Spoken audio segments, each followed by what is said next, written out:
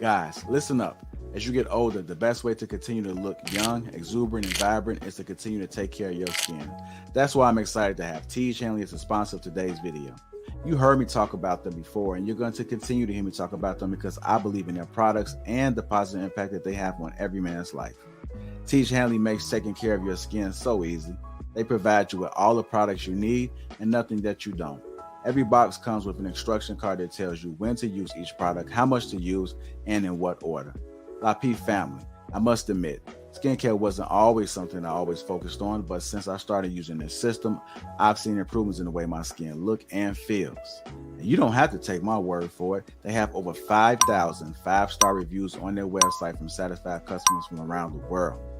I recommend you start with the level 1 system, which comes with all the basics: a daily face wash, an exfoliating scrub, an AM moisturizer, and a PM moisturizer. In addition to amazing skin, members of Teej Hanley get tons of benefits, including at least 20% off retail price, the ability to customize your box, pause or cancel at any time, and free US shipping. And because Teej Hanley is sponsoring today's video, they're offering my viewers a great deal. Just click that first link in the description and you'll get 30% off the first box plus the free gift. Seriously, that's an amazing deal. Even though it's too early, as I often say, it's never too late. Click that link and get started today.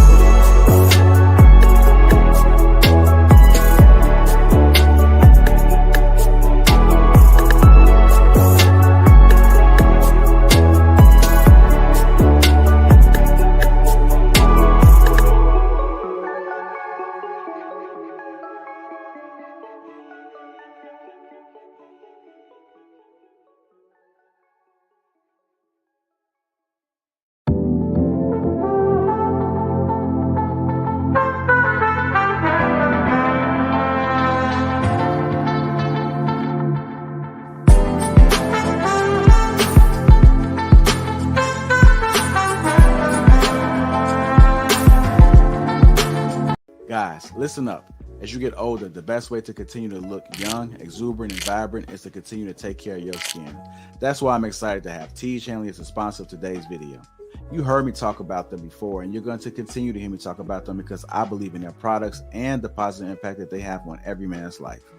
Teej Hanley makes taking care of your skin so easy.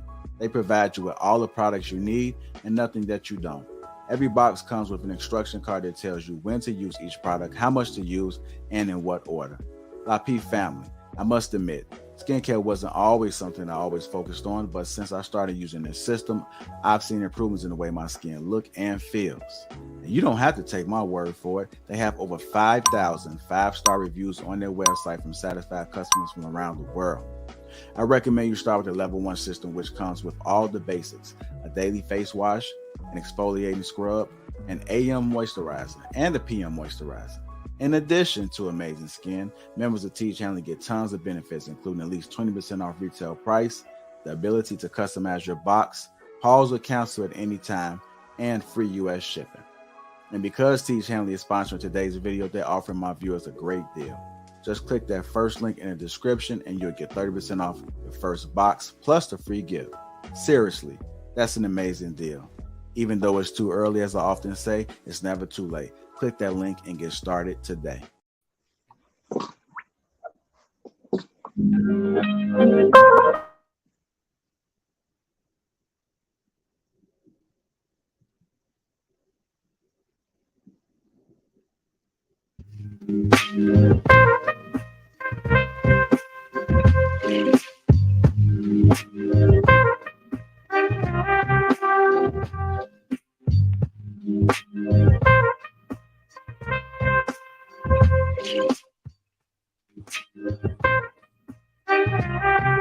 What's going on, family? Let me go ahead and introduce the crew. Welcome to Lapeef Let's Talk. We got Marcus White, Real Precious, Paradise Paris, Mr. Let Go, Casey, Nicole, Trev Smooth, Sierra, Mistaken, and myself. I'm Lapeef J.I. Welcome to Lapeef Let's Talk on the British Network, the Lapeef Network. What's going on, family? What's going on? How y'all doing?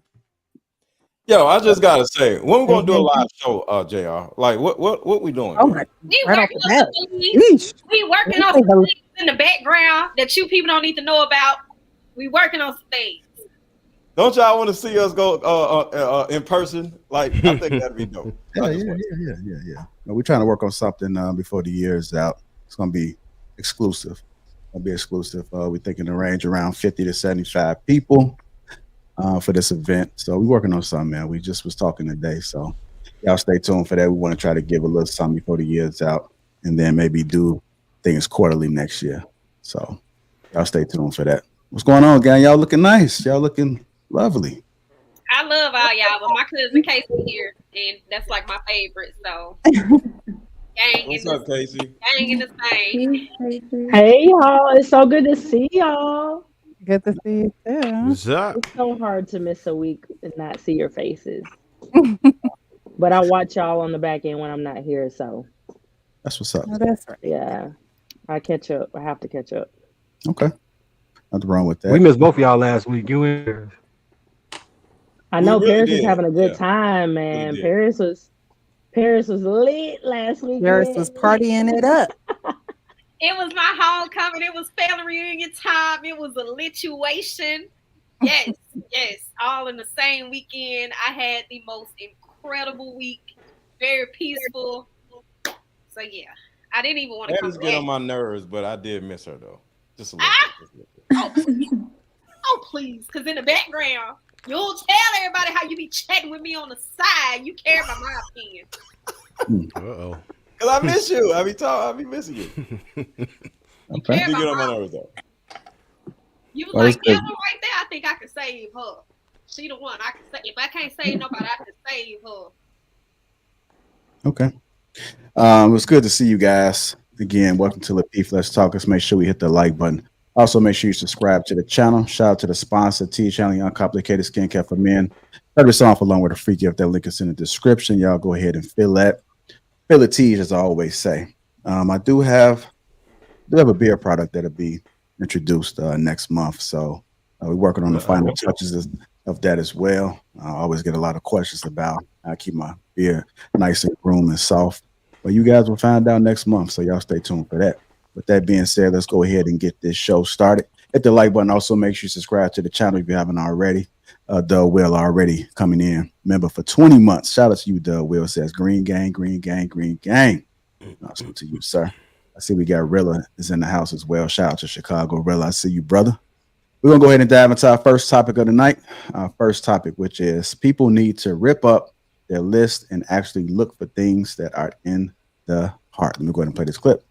Is a support system, right? Because Yeah. you came with your wife. Charlamagne's been with his wife 25. I've been with my wife 30. Because a lot of times you hear people say, I don't need that, or I'm looking for a guy that's going to make this much money. But Yeah, that's dumb. they never talk about the heart. The truth of the matter Did you is, say that's dumb? yeah, Thank you for that. Say that louder. I be trying to- it's dumb. Like I tell people all the time, I did a book. My first book was called Relationship Goals, and I have this whole chapter in the book about rip up your list. And I know people are gonna say whatever they're gonna say about they got this list. You're still single. The truth of the matter is, like, the truth of the matter is a lot of times God never hands you a finished product. He hands you something you got to work. Right. And that's why IKEA is one of the greatest furniture companies, no matter what you think about it, is they give you something that you have to put your hands to assemble. And it gives people another greater level of satisfaction because when they actually put their hands in to help make that thing happen, it feels like I've accomplished something. Relationship is the same way. God never, TD Jakes says it, God never gives you a table. He gives you a tree. That's right. The same thing with the relationship. And so I think many times people need to rip up their list and actually look for the things that are in the heart. You can't Instagram integrity. Oof. You can't Facebook faithfulness. Right. Oof. Like, and so look at my man, he da-da-da. The greatest things that have made me and my wife's relationship work, I cannot show you on a post. It has to be lived out, proved out, and over time. And so when you say support system, bro, that is literally the only reason I'm here right now.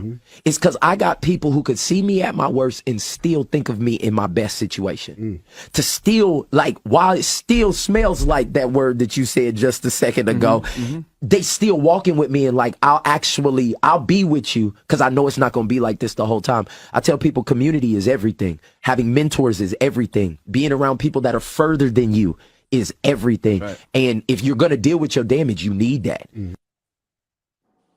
All right, let's go ahead and get into it, man. We have a couple of lists that's been floating around. You know, one was about where women should not go on a date. And then I think it was another one, right? I'm with the men. What was that one about? The one with the men was Yeah, just the it type was of women just that they should not take on a date at all. There you go. There you go. Women's lists were places where women absolutely refused to go. And the men's lists were a list of the type of women that men should not consider to take out on a date. yeah. And the actually, men's somebody one, it somebody was from social media, I saw a men's list that was the places that you should definitely not take women on a first date, which were a list of all nice places. But the person was from Louisiana because the Zulu Ball was on the list. So yeah, the man's list to me, it was a whole bunch of gay dudes that made the list because the list said American women that you don't date. Single mothers, you know, they always want to say single mothers, right? And then there was another one that said, and I'm just like, yo, you're including every woman in America. Y'all dudes is gay. So it's just stupid. All right, well, let's These go ahead. dudes just look for any opportunity to talk mess about women, right? Not saying that women are wrong or right or whatever, because women can say whatever they want to say. I'm not gonna say it right or wrong. You know, but when you turn around and make a list, and virtually one of them was women who live by themselves.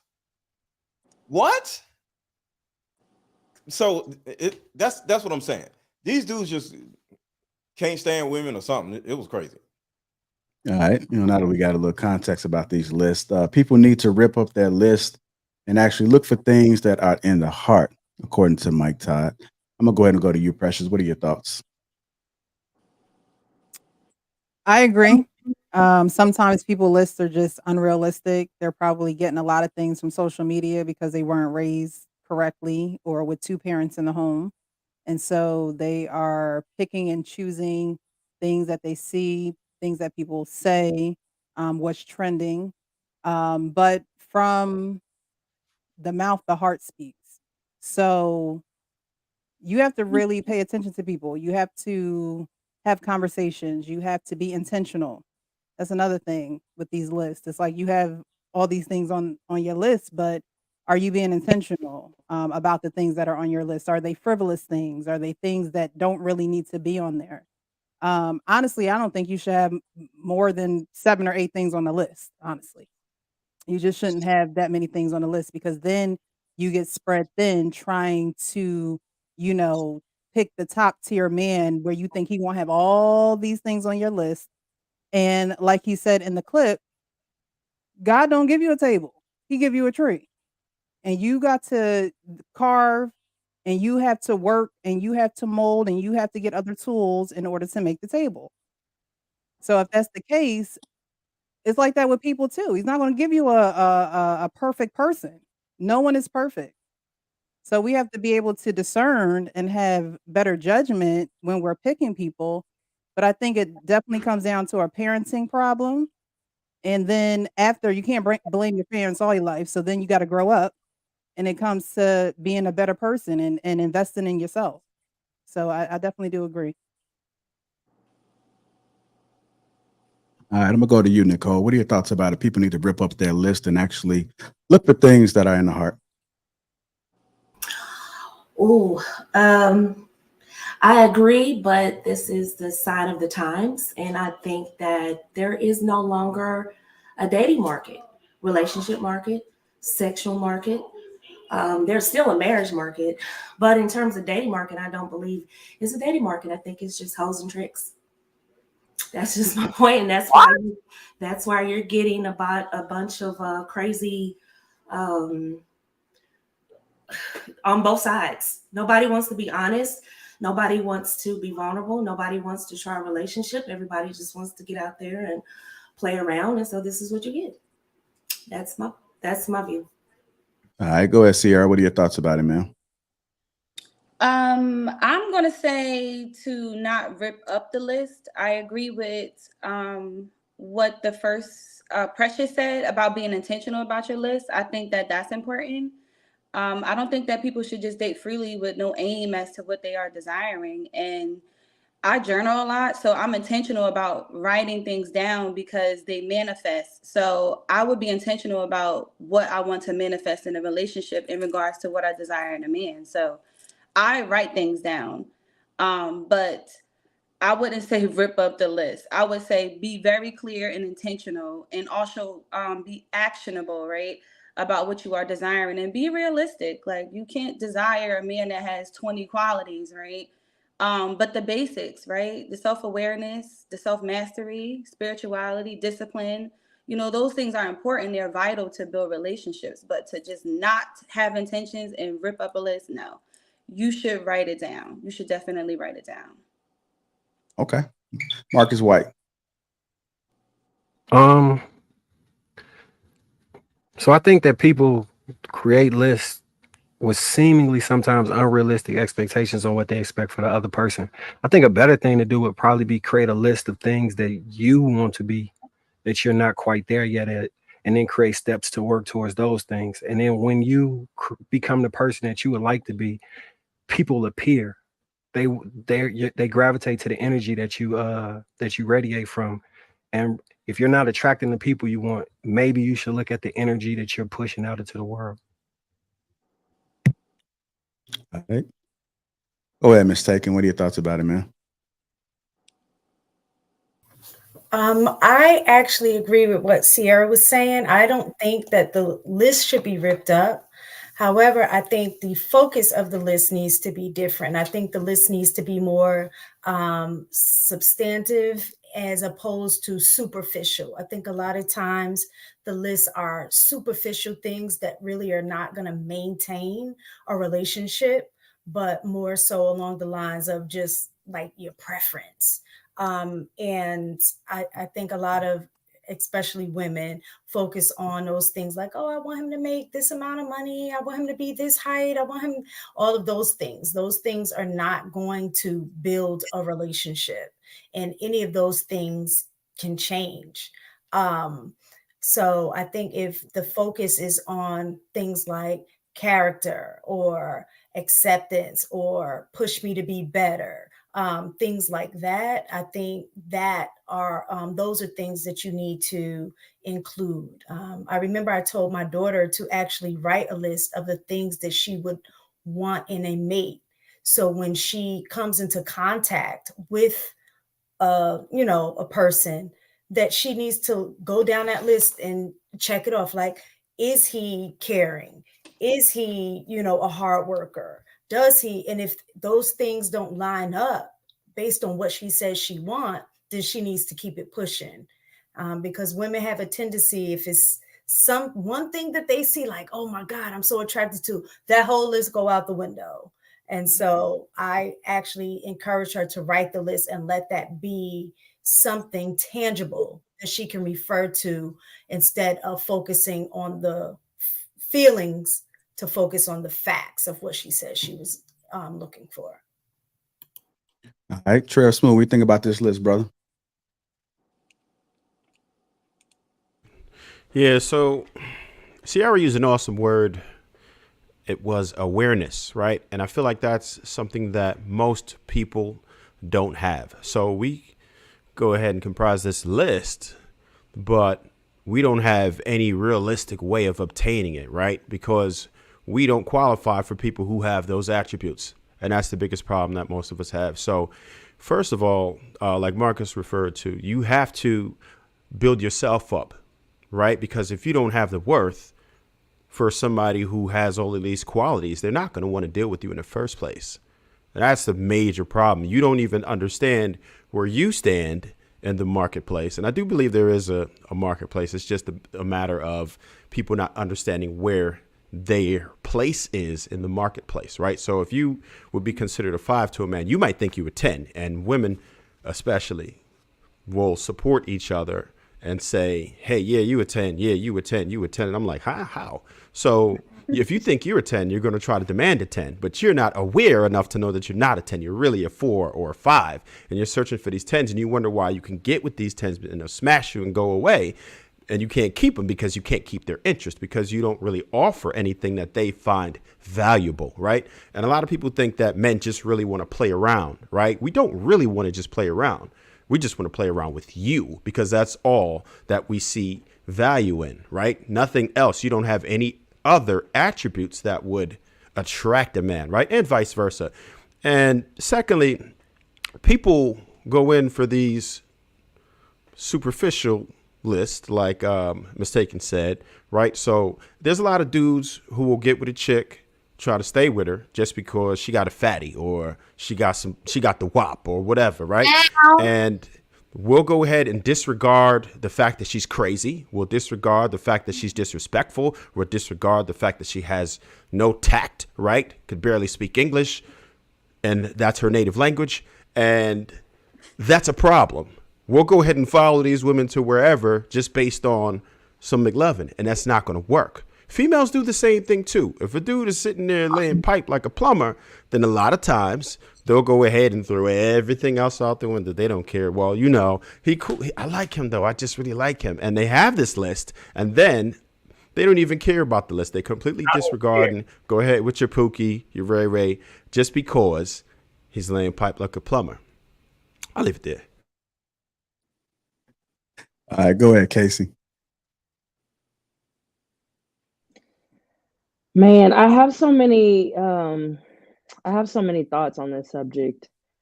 This stuff has been really hot the past couple of weeks on social media. I'll first say this. I feel that people make lists and have no idea that it really takes you getting to know someone to even discover those things about them. So a lot of people will make a list on something that they think they might see in a first or second date, where it's something that is going to have to be discovered over time, and that you'll see a little bit deeply down the road within a relationship. So I think I agree with Real Precious, more than anybody, and Marcus, because it's kind of like, what exactly are you looking for? These things that it shouldn't be more than about 5 to 7 things, like Precious said. All this extra stuff, all this superficial stuff, materialistic stuff. People change, people grow, people evolve. That's a part of being in a relationship with somebody. You're really going to challenge each other in ways that you don't even realize, and you grow and mature together in a relationship together. So the list stuff is just it's not my thing. All right. Go ahead, Mr. Lego. This list is actually reasons why y'all asses need therapy. See, if we turn around and just look at this list from an inverted way, we are only entertaining, because we attract everybody, right? But we're only entertaining our mirror images of ourselves, just in the opposite sex, right? So we actually made a list of things that we have to fix about ourselves, and actually went and got therapy and fixed those things, there wouldn't even be a list, because you just are out here in the world and you have requirements and standards instead of a damn list of shit that you most likely ain't going to get anyway, because your ass need therapy and you ain't fixed nothing in yourself. So if we focus on the list about of the things that we need to work on ourselves, we wouldn't have a list at all, because that's the biggest problem. All these dysfunctional, angry, stupid ass people, male and female, running around trying to get something that they don't deserve. That's why they're making a list, because they think they deserve something that they ain't did for themselves.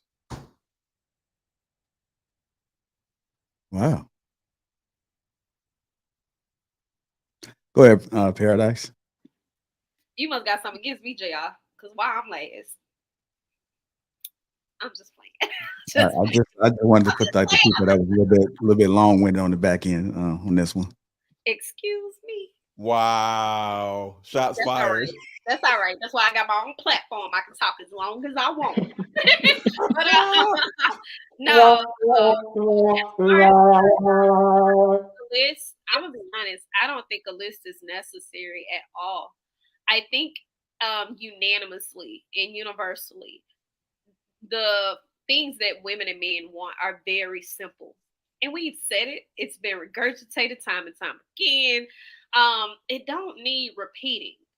We provide all of these qualifications for the people that we are interested in without ever seeing that we meet their standards. And we don't even try to work to meet their standards or mirror them until it shows and reflects the negative traits, until we're seeing the bad things in them and we're operating in toxicity because we're conditioned to it. That seems to be the only time we get along well with operating amongst other people. But chemistry is something you cannot find writing it down. You cannot manifest chemistry. You can't pray for chemistry. It's organic. It happens. And as much as we would love to just have this list that we write down and we're like, I'm gonna say these words and I'm gonna chant it and they're just gonna come to me. Realistically speaking, nobody will check off all of your boxes. People are human, and you have to be willing to grow and evolve with them throughout every phase of life. Endurance is what makes relationships standing the test of time throughout the hard trials, tribulations, up and downs. And the first thing people hear is struggle up, struggle up, struggle up. It has nothing to do with struggle up. If this is a person you genuinely want to be with, if this is a person that you genuinely feel like is your partner and they reflect you and they bring out the best version of who you are, you don't need no list for that, because everything else will fall in line. The respect, the love, the adoration, everything else will come to you. I think more so than anything, people should focus on being the best version of themselves so they can stop attracting the most terrible character traits that they're used to. Okay. Trev, you mentioned something about a 10. Can you define for me what a 10 is? As a man or a woman? A woman. Okay. Oh, what would make a woman a 10? Paul. All right. Well, no, I'm just saying, like, I can consider myself a 10, right? You know, I'm not Wait, saying what? that, but I could. If let's say I could, you don't rate yourself, you can, right? If like I could say I'm a 10 if I wanted to. I'm not saying that, but I could say that. You could say you a 10. So it would be qualities that women are looking for. You should know what qualities women are looking for, right? Too. So that's what I'm saying. But anyway, if I'm talking about a woman, do you want me to just go looks, or you want me to go all around? Everything, like everything, Yeah. every attribute that I would be looking for in a woman. Okay, well, first it would be nice if she looks well, right, and fit. Of course, is she a nurturer? That's very important. Do I get along with her? Do I like her? Do I enjoy spending time with her, or is she a nuisance and just annoying? That could be a thing, because you could be around somebody that they have a lot of good qualities, but they just suck as a human being, and you don't want to really be around them. That's one thing, right?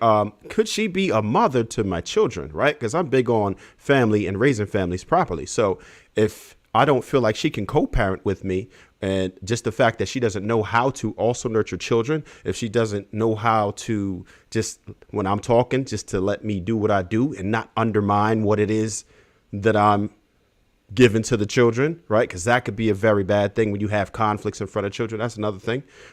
Is she good with finances? Can she manage her own finances? Is she coming with $200,000 in school loans? Right? Do we want that? So you just have to make sure that she knows how to manage things, right? Because at the end of the day, for a wife, right, which is what you would ultimately be picking a woman for, can she run a house if you're not there, right? Can she do things on autopilot? Do I have to continuously tell her, oh, well, I need you to do this, I need you to do that? Or can you just have a cohesive unit where it's like, okay, you understand the assignment just like I do, and we get to it? All right. Basically, you just want a woman who has the same end goals as you. Oh yeah, you got to be on the same page for sure. All right, I appreciate that, bro. Wasn't a test or nothing. I just wanted to. You mentioned 10. I mean, some people may not know. Oh yeah. No, I think it's important. I'm glad you did ask that question, because from what I was saying earlier, like, a lot of people are unaware. They don't know, and they think that they might be a 10. But these are attributes that I think most of the men on the panel would agree they're looking for the most part. They might add a little, they might subtract a little, but in general, these are the things that men are looking for. Lapeef, can I say something really quick? You sure can, man. I believe that the list on both sides is cap, because I believe women who haven't had a date in 6 months to a year are going to go to Cheesecake Factory. You're so glad that a man is treating you nice and willing to take you anywhere you're going to go. And the men, I laugh, because those are the very women that they are having sex with. So I feel like it's cap on both sides.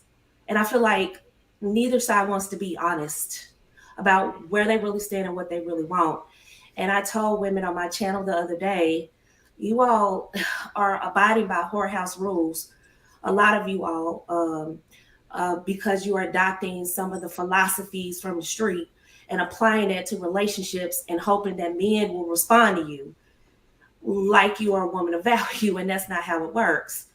And the men are doing the same thing. And I'm like, if marriage is what you want, you need to come out of the dating market, sexual market completely, and talk about marriage. Don't conflate the two. But when we're in this context, we're talking about dating market and sexual market. And so I just feel like it's cap on both sides. No one's being honest. That's why I hate talking about dating, because nobody wants to be honest. Everybody says, oh, I don't care about his height. I don't care about his money. And we all know that's cap. And then the men will say, oh, it's not about looks. I really care about her heart. Yeah, we all know that's Whoa. Who has ever said that in history? No, we care about your looks. What? Exactly. But you have some men that actually go that far and stretch it. They actually go that far and they say, oh, I'm all about marriage. And we know that's not true. So to me, I just, when we talk about dating, I just don't feel like people are being honest. And I felt like I laughed. I was like, well, let them go viral. Let them have whatever they want. Let them make all the lists they want to make. At the end of the day, it's all cap. Because if you have, like I said, when real time off of social media, things are totally different. I will say that it really depends on the environment and the culture of people that you're in, because I see women all the time around me. They absolutely care about the money, and they care about his height, and they care about how many kids he got, and they care about his friend group. They care about those things because social media has influenced them to care about those things. And in the same regard, most times men are approaching women based off of their appearance. They're approaching them based off of their sexual appeal, right? Whether you're at the grocery store and you got your hair up, or whether you're at the club, or whether you out at brunch. Like, realistically speaking, we all approach each other with attraction first, and then women start to dissect those other questions, such as like, do he got some money, or looking at what he drives or where he stays. I honestly think it just depends on the type of culture and environment you around, because ain't no woman my age not saying that she don't care about money or height. Ain't no woman my age not saying she don't care about being a stepmom and stuff like that. That's definitely on the conversation table, especially if they don't have any children. The problem with all of this. Quick, go ahead. Precious. Quick side note. I just wanted to say, only because Mrs. Nicole said it. Okay. Go ahead. I thought she was done. My bad. First, bro. Precious, we both jumped in. Go, Precious. I was just gonna say that a lot of times these lists is what you want, and you have to know as a person what you need, because what you want is not going to sustain a relationship. What you need is what's going to sustain the relationship. And a lot of times, like I said earlier, a lot of people aren't raised in two-parent homes. They don't know what is required to run a home, to sustain a home, to raise children, to make sure those children are raised correctly. They out of trouble. They not running the streets. We have to really understand what it is that we need. So there is the saying, do you want a man or do you need a man? Right. And there are a lot of women that's like, oh, I want a man. I want a man. I need a man.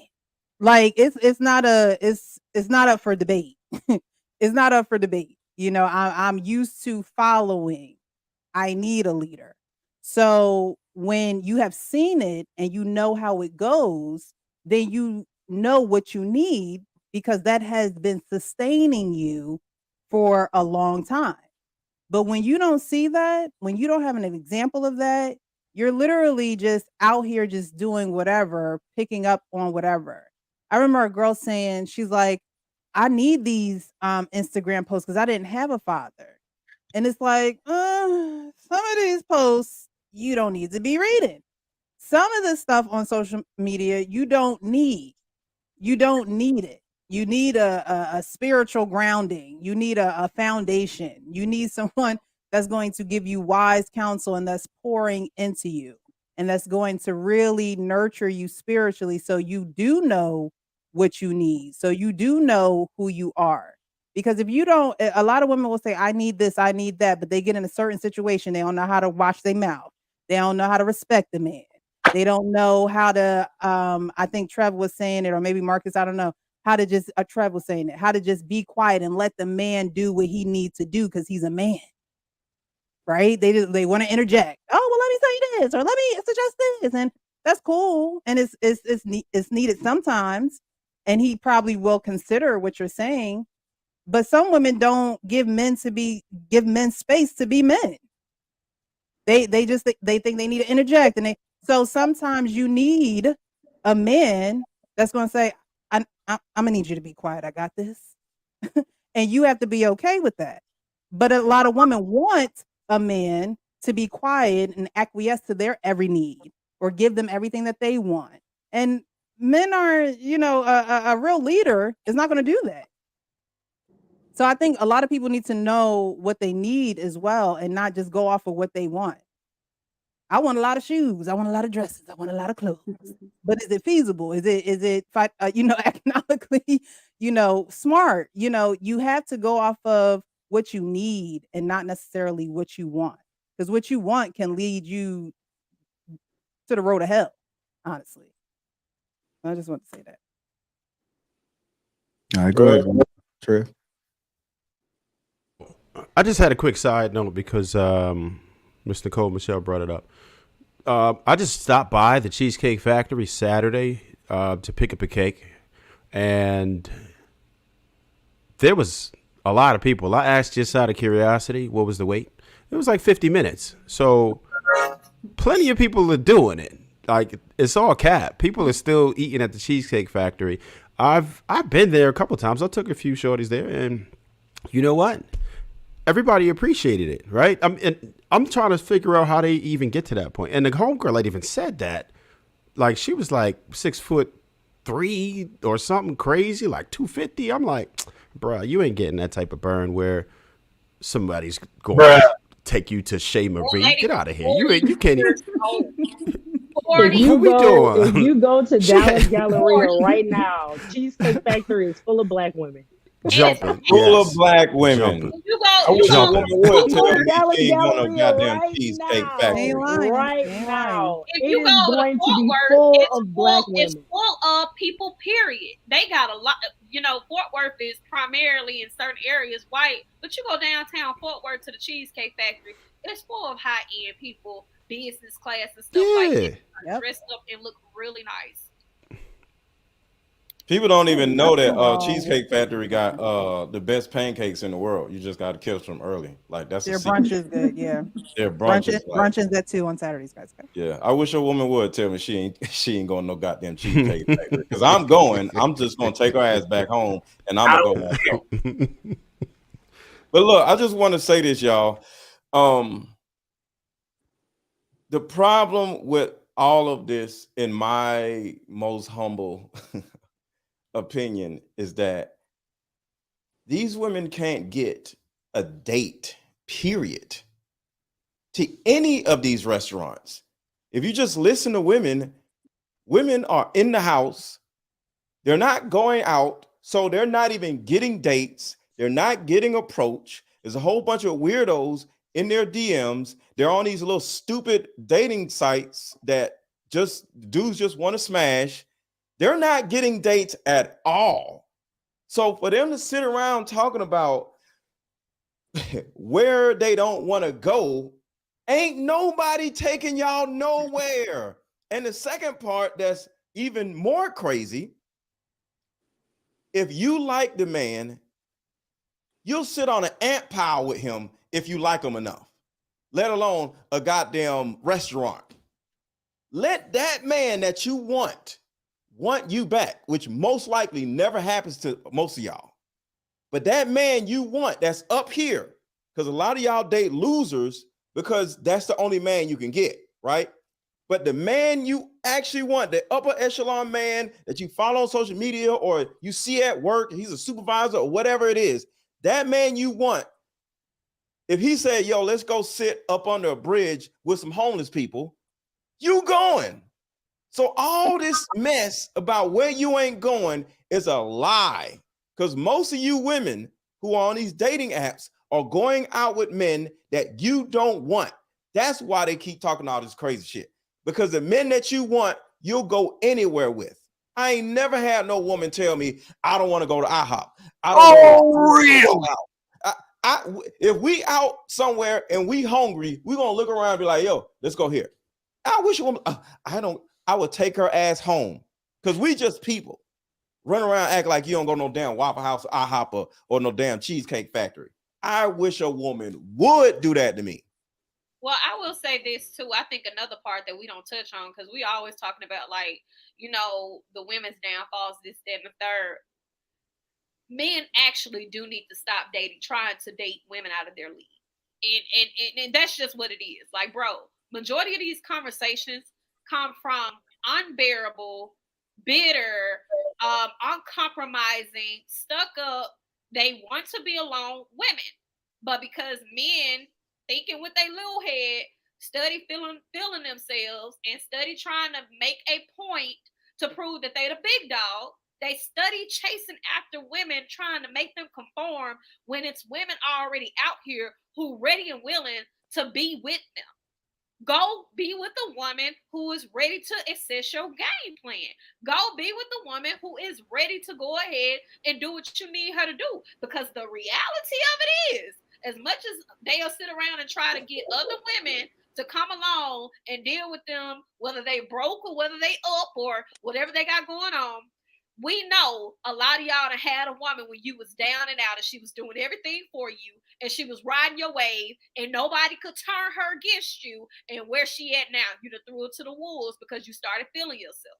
So the same way we sit up here and we trash women and tell them, oh, we know what you ain't gonna do. Everybody know women liars. But the reality of it is men's ego got them feeling themselves and y'all study getting shamed and study getting embarrassed because these hard-headed women standing in front of the conversations because y'all can't stay out their DMs. Lapeef, one more thing really quick. What an extension of what Mr. Leco said. You do understand, fellas, that list was not for guys that they like. You do understand it. That is for tricks. That is for guys that they are going out to finesse. You do understand that, right? Okay. Just so we're clear, this isn't for guys that they're feeling.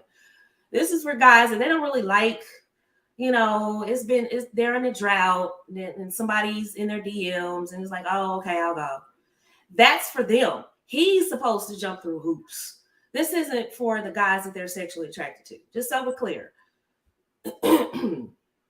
I'll take a woman to a nice restaurant on Tuesday and we'll go to Waffle House on Friday.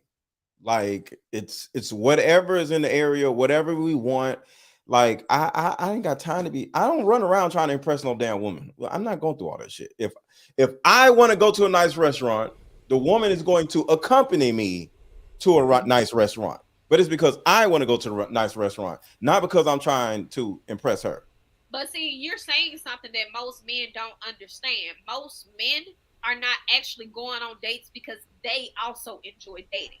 They're going on dates because they have one specific end goal, which is to impress her enough to convince her enough to want to have sex. But if most men actually took dating seriously and say, you know what, this kind of lit.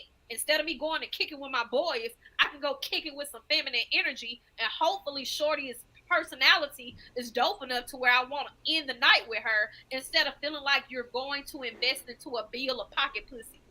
At the end of the day, if you want it, go pay for it, bro. But stop trying to make dating this whole ordeal like it's a obstacle course, because we already dealing with ungrateful women who ain't never been nowhere. Because I'm gonna tell you something. Paris eat at Cheesecake Factory and Benny Hunter and Red Lobster and all these other places throughout the middle of the week. I'm not impressed by it. So I'll automatically go. It means nothing to me. Y'all are going places with entitled, uncultured women who don't know anything about experiences, which is why they're so hesitant about it in the first place. Because if I'm going on a date with you and we're not even together, who the hell know I'm even going here? Pressure,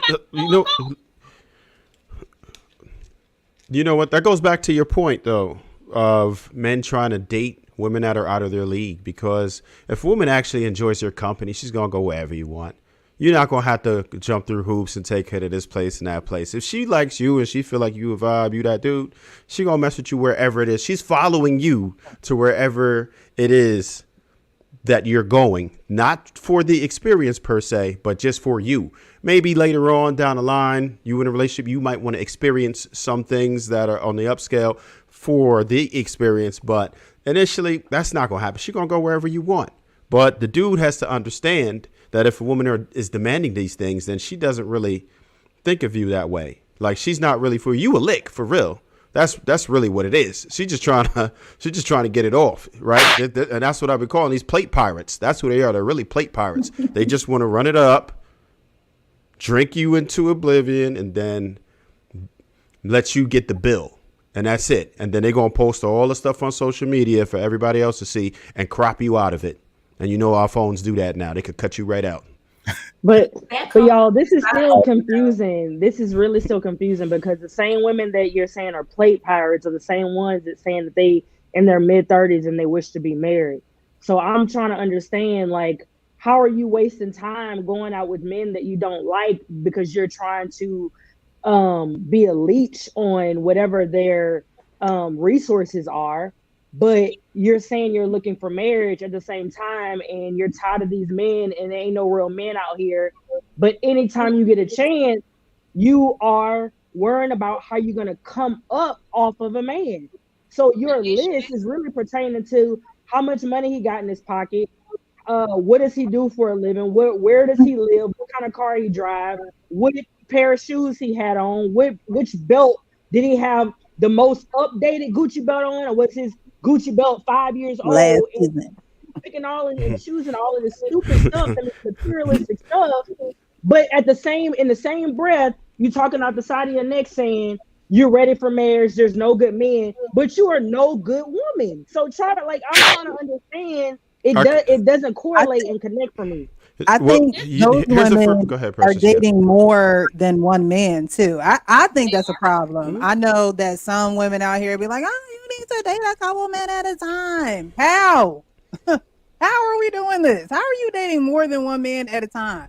I don't understand it, because then you're comparing.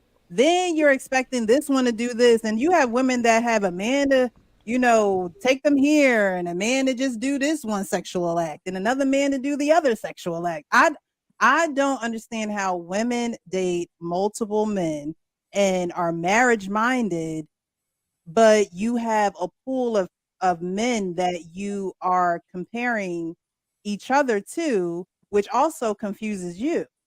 Because it's conditioning, right? So when you've been juggling people, let's just say in college, 22, 25, you got 3 years of juggling people, right? Because you come out of high school, some people had a long, steady relationship, but you actually get to fraternize and mingle with people, and that's the culture. Even though we love to pretend that people go to college and be in relationships and booed up, really they don't. College is a fun time. Some people happen to fall into relationships in college, but that's not the majority. And once you start juggling people, right, you hold on to the relationships. The reality is a lot of them people are not letting people go. They're just adding to the count. They having a revolving door with somebody that they've been dealing with 2-3 years, and then they finally meet somebody else because the other relationship is a situationship, is getting stagnant, it's not going anywhere. So they're taking what they can get, which is settling there. So the new guy that comes along, he got to do the extra work that the old guy is not doing, because she's used to the old guy, but the new guy, she don't want the same thing from him. So it's conditioning. Eventually, they go back to what they know because they don't want to do the real work. They don't want to sit there and go, you know what? I recognize I'm cheating myself. Let me go ahead and cut this off and truly invest time into this man. And if it don't work, I'll still be okay. Because while we running around here lying saying we really don't need a man, the reality of it is a lot of women are functioning without one.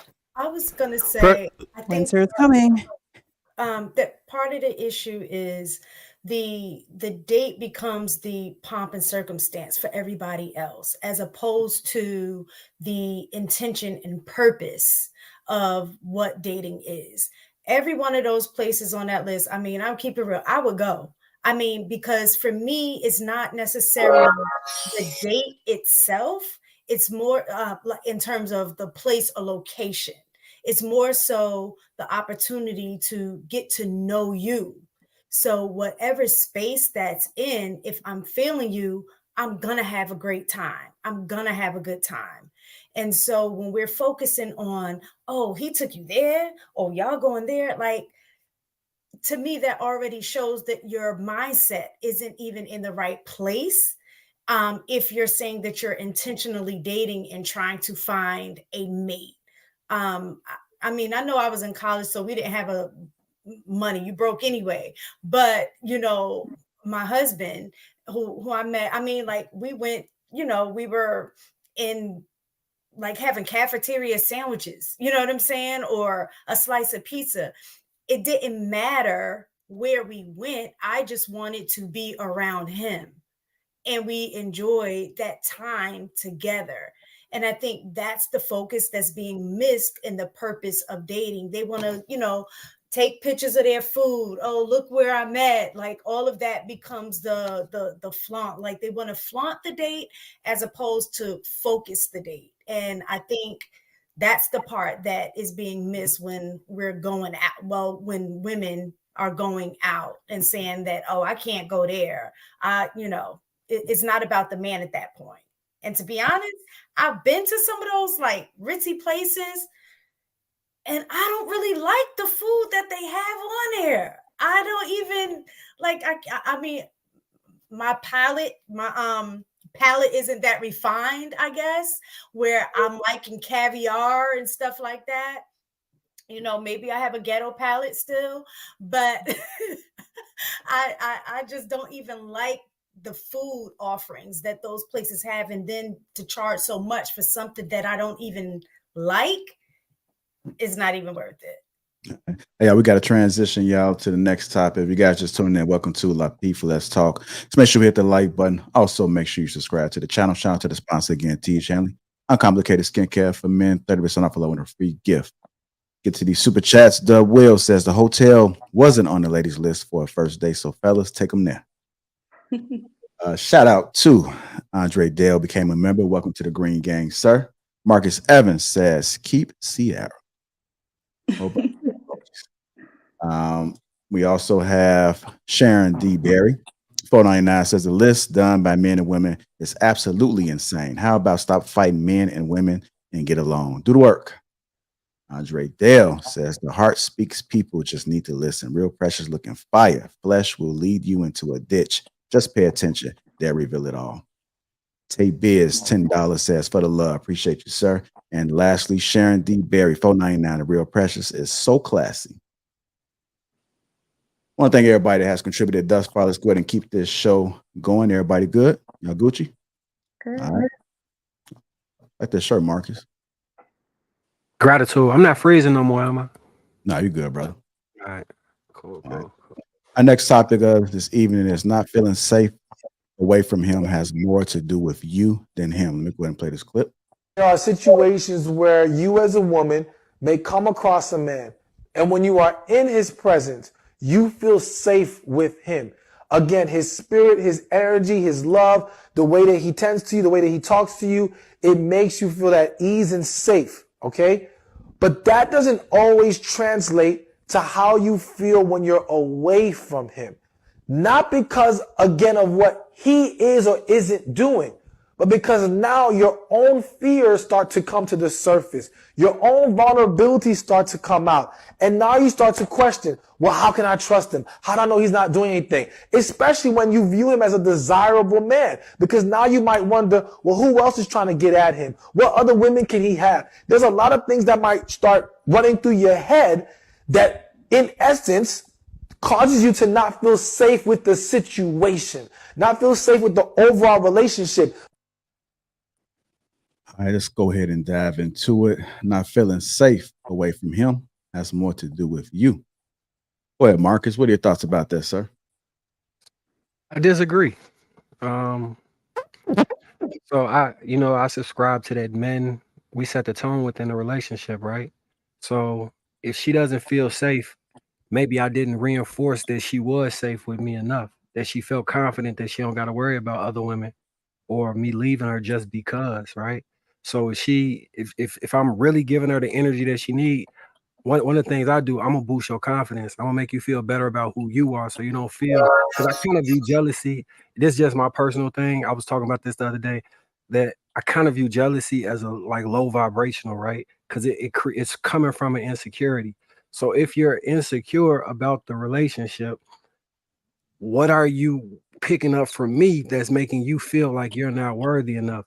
And maybe we need to reassess that and readdress that so you could really feel like, shit, he really got me. I really feel secure. I really feel like we vibing. And it's going to take a lot more than just somebody walking by with a fat ass for me to slide. You know what I'm saying? So that's how I feel about it. Yeah, I disagree with him. Go ahead, Casey. What are your thoughts about it, man? I think it's a little bit of both. I agree with Marcus. Those insecurities exist within people before they get in relationships because of past experiences with people, and they bring those into new relationships and they project that onto the other person. It's really important to be self-secure, comfortable in your skin, regardless of the relationship or not. And then when you're with another person who is secure, you guys build that trust like you're talking about. and you have that reinforcement, I don't need to be reminded of that every single day. You know, once it's established, it's a foundation of the relationship. It's a brick within that house. So yes, you might, you know, just affirm, but as far as like really like trying to drive that home every day, I don't think that's the responsibility of another person, because you're working overtime to pump up and make them feel secure where they already have an insecurity that exists. People always say, like, even my own parents wonder, you know, about me and my husband, like the way we move is because of how we are as two individuals. So coming together, our relationship has an ease that is really like, it's indescribable. It's comfortable because I know what my role is, he knows what his role is, and I'm comfortable with me and he's comfortable with himself, and so together we move really comfortable. We'll go into a party and go our separate ways because we both can be extroverted, and we have our friends and we like to talk, and it's not no, oh, who he talking to over there, oh, who's she talking to over there, they talking a little long. It's never none of that, because we already know what it is. We know what we're about, and we're gonna choose each other over and over and over and over again until the end of time. Even through hard times and you know, things that we've been through, we're still going to choose each other. So I think it's a little bit of both. If you have those insecurities already established, that other person is really going to be put in a position to work overtime. And sometimes in some relationships, it will never be enough. They will always be insecure about what you're doing when you're not around them. If you working late, they're going to say, is that person really working late? Oh, they didn't answer the phone on the first ring. Why didn't you answer the phone on the first ring? Oh, as soon as they don't answer, those type of people go to calling other people to just, oh, have you heard from, have you spoke with, are they with you, or what y'all doing? They said they was gonna see you. All of that double backing and checking and all that type of stuff. Those people do that type of thing. So yeah, I'll end it there. All right. Go ahead, Paradise Paris. What are your thoughts about it, man? I think it could be a two-headed coin. I feel like that is said without context, because there are some people who do things to create a form of uncertainty and insecurity within their relationship. But I also am a woman that I am not threatened by other women. So I also go into every situation with the idea of, I know my man. And if you are not mentally equipped to deal with the person when you guys are not in the same room, you just shouldn't be in a relationship. So I feel like it's an individual thing. I feel like you definitely need to have your mind set when you go into a relationship to know that you're going to have blind trust. That's how I operate, in blind trust. When my man not around, okay, you know, I'm secure in that. And I do think that it's an individual thing, because there are some women, they can't move without their man because he always thinking something else is going on. I think people have to have that individual restraint, and they have to find that security in themselves, because regardless of how much you show them, for an insecure person, if they don't have that security within themselves, nothing you do will be good enough. All right. Go ahead, Nicole. What are your thoughts about it, man? I actually agree with everybody else. I don't want to be repetitive, but I will say, from what I've seen in my years on the planet, some of the women that scream the loudest about cheating are women that men have cheated with. So they are paranoid that what goes around is about to come around. In my old experience, I see that. So I always look side eye at women who are constantly screaming in my chat, screaming in my post, cheating, men cheat. I got to look at you side eye. Why are you so concerned with that? Because you should be concerned with building a rapport with your man, building that trust, not drawing on past experiences. If you're not over past experiences, then maybe you shouldn't be in this current relationship, because that's making someone else pay for others things, and that's not fair. And you all said all that before. So that's just something that I've just paid attention to, in men too. But we're talking about women feeling safe. I thought they were talking about personal safety. I was getting ready to go down a different road. So, but yeah, if women are screaming about cheating, the focus should not be that. It should be building a rapport with the man, a trust, a foundation with the man. And there are some women that tend to be more possessive than others. It's getting ready to be Scorpio season. Is it Scorpio season yet? Getting ready to be Scorpio. We are a different breed. But aside from that, just on basic healthy relationship, there is a trust foundation. There's no reason to slash tires and call all over town and bust in people's houses. This is my man here, all that kind of stuff. There's a basic level of trust. But women who scream the loudest, I would look side eye at. Why aren't you focused on building trust with that man? What has been going on with you that you're such an expert on men cheating? Aside from maybe somebody did you wrong, why are you so adamant about that? And what I found in those women were the side piece of someone, and karma. They're afraid of karma. That's just my input. Nicole, I got a follow-up question. Let's just say that foundation was broken in the current relationship that they are in. How do you suggest? What advice would you have for that person or that couple? Get therapy or move on. If you can't trust them, move on. Let them go. I don't believe in staying in relationships and making people pay. I'm not into the zodiac, but some attributes of Scorpio is very true. If we can't trust you, we're out. Deuces. We're not doing the cheating. We're not doing the lying. And if I can't trust you, what's the point? That's how Scorpios look at it. We look at it like, if I can't trust you, I need to trust you because I'm already have a little possessiveness to us anyway. So if we can't trust you, we would never sleep. We would never let you. We would have not a moment's rest. So we were like, if I don't trust you, look. So my overall opinion there is try to mend it, and if you can't, move on. Let that person go. Go be happy. Do your Jada and Will, and move on. Do something else. This is my opinion. All right, this is my last thing. I know that you got that family. What is that back there? Family and femininity? You can't see faith, but it's faith, family, and femininity. Okay. How do you incorporate that in your marriage? Ooh, we have faith in God. That's our foundation. And he is first. And then my husband is second. And then I'm third. And we don't have any children. We're my children. So faith, family, and femininity. My role is to be feminine, show up as the feminine counterpart to his masculine. And family is our cornerstone. These are the three pillars of my business, Inner Beauty Movement. But in my marriage, though, our family is everything. Family is first, including over my business. My business is second to marriage. And that's how we keep it. And that's how we keep the peace. All right. Mr. Lego. I like that. Not feeling safe away from him has more to do with you than him. What are your thoughts, sir?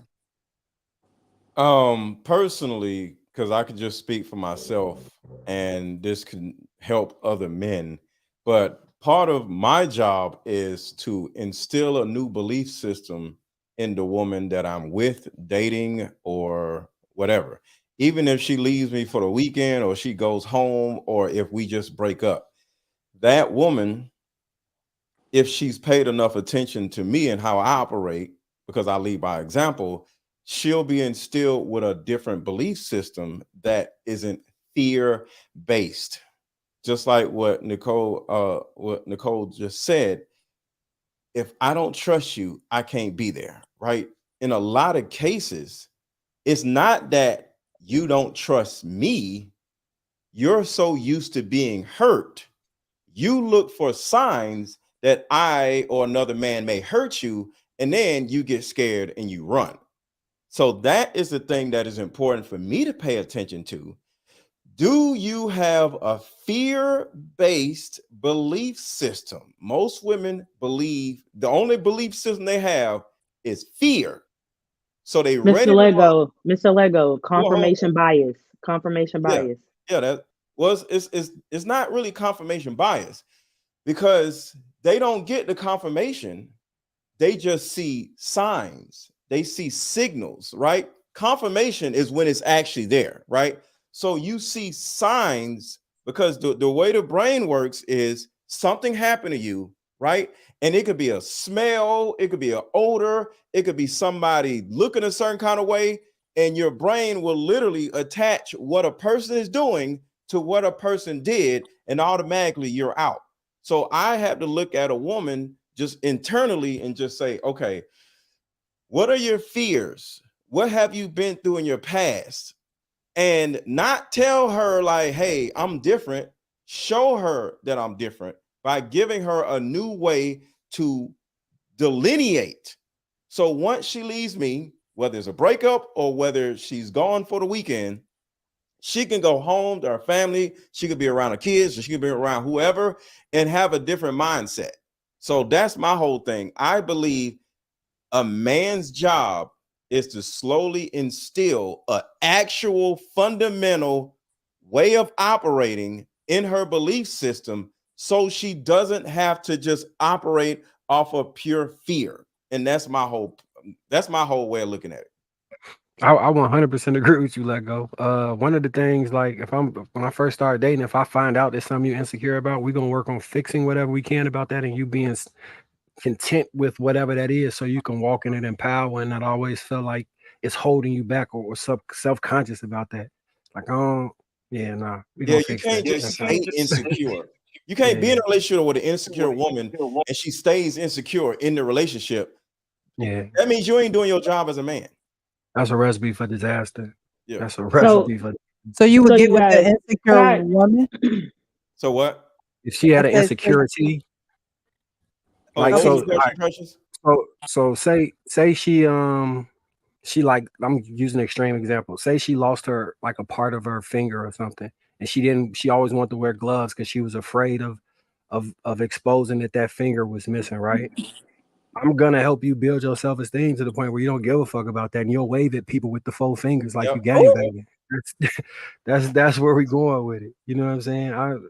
I'm not about to have you sitting there feeling like you're not enough. I don't really play that game.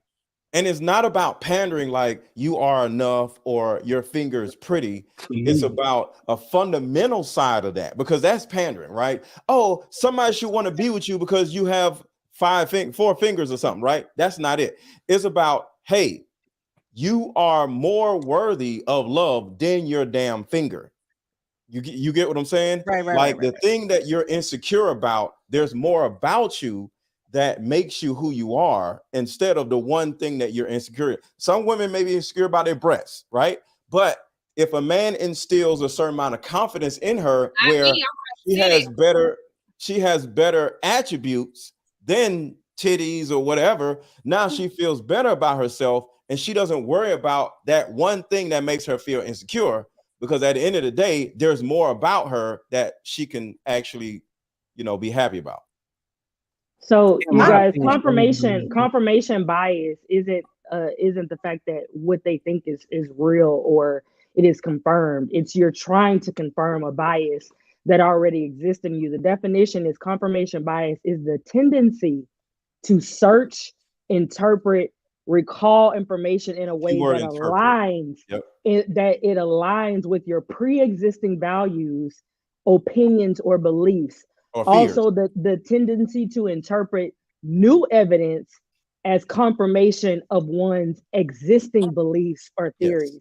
So if they already think something, if they're getting with a new person, they're going to be searching for things that will connect the new person with the last person, even though they're two different people. That's what confirmation bias is. Yeah. And the key is to affirm the woman instead of confirm what she already dealt with. When you not put a woman on a pedestal, but because the thing about it is a woman can see how you feel about her by how you look at her, right? That's a way of affirming a woman. Believing in a woman, like not just her looks, but believing in something that she actually wants to do. That's another way of affirming her. So the more a man affirms a woman, the less she's going to try to confirm her fears about you. Yeah, I agree with all that. Thanks for breaking it down. I think that women need to be confident.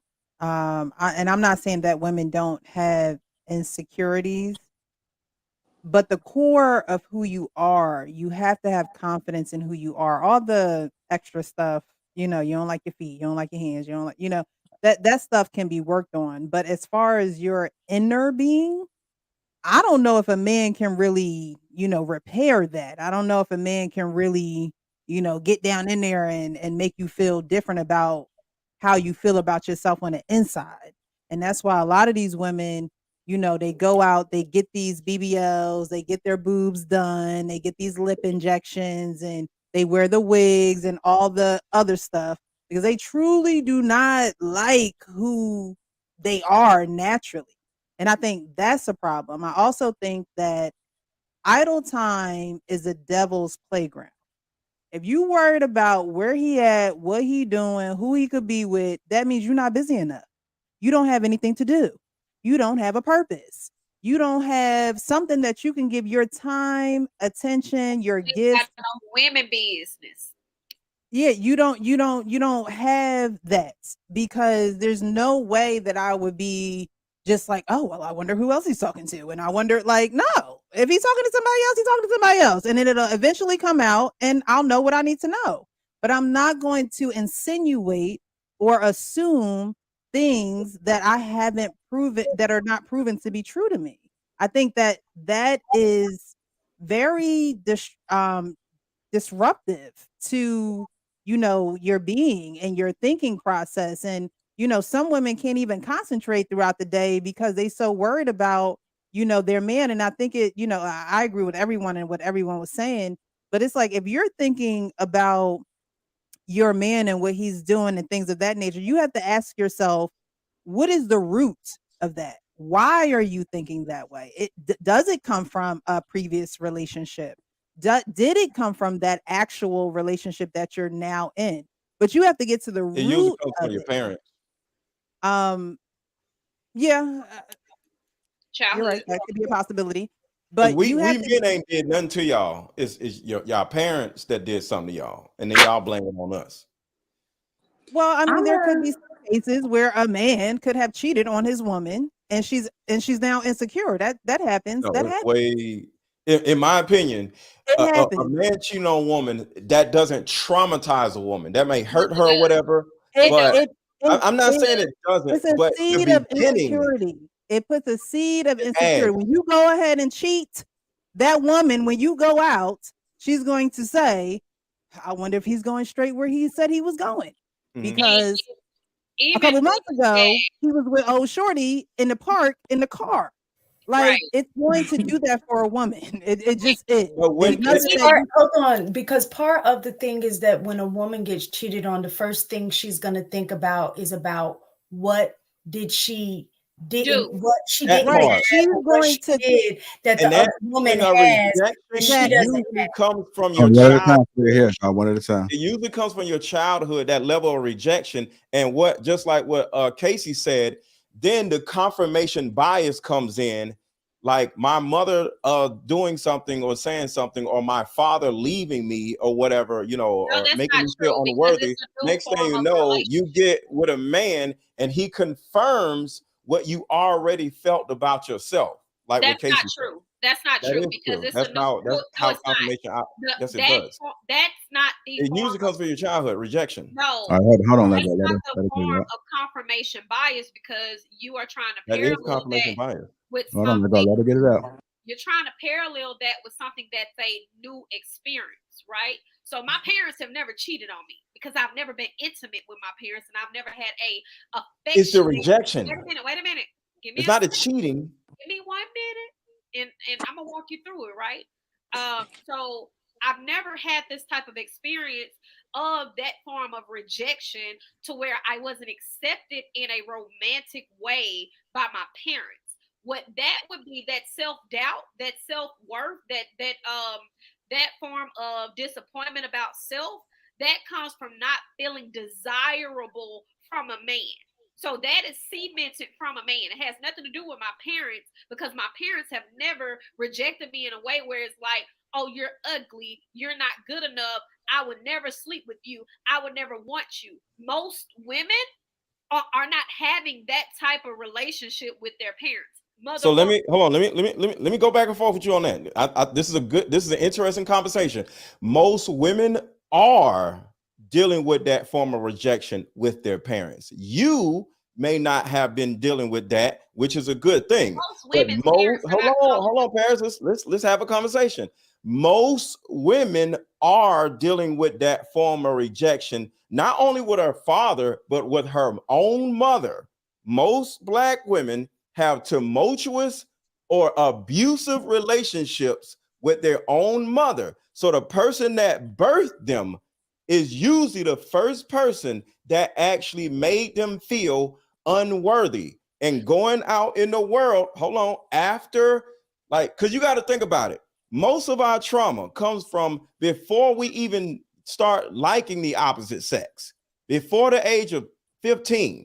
So you got 12 to 15 years of childhood trauma, and you go out into the world, and a boy or a girl, your first boyfriend or whatever in your teenage years, hurt you. And it confirms what one of your parents made you feel when you was a child. Most young people, male and female, mainly women, of course, were either M'd or R'd by a guardian. And they went to their mother and told them, this person did this to me. And that form of rejection, when their mother turns around and said, you're lying, or you shouldn't have been wearing what you was wearing, or if you tell somebody you're gonna have to get out my house. Most young girls were actually put out or told to leave or threatened to be put out by the age of 13 or 15. So around that time. That is a rejection that nobody ever wants to talk about. I don't want to go into that because I feel like we're straying from the point. You're trying to make an extreme a very macro point. And most women were told to get out of their own house. Hold on, let go. Let her finish. True, right? That is rejection. That's not true. That's rejection. Is even with what Precious was saying, how there are some men who can never fix what she has internally. Most times, there are some women who are so male identified. The only times that they actually do feel good about themselves is when a man is vindicating them, when a man is validating what they're doing and how they're feeling, whether it's their behavior, whether it's their looks, whether it's, whatever. All of their insecurities are reassured by a man. And that's the only time that they want to be, the best version of themselves, because there has been a man there to tell them, oh, well, you're not this, you're not the lesser version of yourself. You're better than what you thought yourself was. So the same way there are some women that they have insecurities, it's nothing you can say to them. They just keep going to get the fix. It's the same way there are some women, they feel so confident in themselves because there's been a man around in order to reassure that and validate that. So, what you're talking about, MLG, that's crazy. So what you're saying right now is that the men that they're dating actually are their coping mechanisms for what they actually went through, because they gained a deep-rooted level of insecurities from somewhere. When young girls start dating, usually it's some dude that's older. Why? Because she wants him to save her from her home life. She wants to leave her mama's house because her home life is so Mr. Lego, let me help you out for a second, because I agree with some of the things you're saying, but like Paris said, you are giving the most extreme channels to it. Can I what I'm taking from with the vivid descriptions of what you're explaining, but let me just take what I'm taking from what you're saying, the part that I actually agree with. Your father is a daughter's first love, which most of us don't have. Father, the relationship between a father and a daughter is a very special and very intricate one. Okay, the respect that a young girl learns and confidence that she gains starts at home with her mother and father. That is established at a very young age. So when you are going out into the world as a young woman, as a young lady, that foundation of your confidence and your self-security, being comfortable in your skin, that should have already been established. But if he's not there, now what? Hold on, I didn't interrupt you. Gotta finish, Lego. If it wasn't established by your parents, then guess what? The world is gonna have much room and be able to mold and shape how that confidence grows and what things that how that confidence is watered, and if the confidence is even established at all, will happen within the world instead of within the home. So I agree with you with that, because you definitely learn as a young girl, that your father's your first love. So yeah, the relationship isn't a sexual one, but it is a very special one. And you have the relationship, you learn what are the things that are desirable for that, the type of things that I want in a husband. You should be seeing that in your home by your father, the interaction between your mother and your father. So all those things, and how they talk to you, how your father talks to you, how you hear your father talk to your mother, all those type of things build the foundation of what you expect from men in the real world as you become a woman. So I don't believe you can take a person's childhood out of who they are as an adult, like it doesn't have any, especially a woman, because we're so impressionable, right? We're so impressionable by this world. We're so emotional. All those things are established at a young age. So I do agree with you with some of the things you're saying, Lego. I want to jump in. Yeah, let me get to Sierra and Trev. Yeah, I want to jump in. I agree with what everybody said. I think everybody had good points. Going back to what Mr. Let Go was talking about in reference to childhood, I agree. Like when you are growing up, you are taking in experiences and you are uploading information because you operate on a certain system. So let's just say you are a woman who did not have a father and your mom was a single mom. You've seen your mom take care of everything. She was hyper independent. So she was maybe more liable to tell you, right, that men ain't worth nothing and you don't need a man. So you go into relationships with preconceived thoughts about what you are going to experience. And when you do, it does build up as confirmation, like, see, my mother was right. So it is that level of insecurity that is there because you have not yet unlearned, right, what has been taught to you. So you are living through experiences that don't belong to you, but you are taking on experiences through your mom. I'll use me as an example, right? I always say this, like my mother taught me how to be at war with men because of her experiences and what she went through. It was up to me to decide to unlearn those habits and those behaviors in order for me to see like, oh, I can experience men in a different form, right?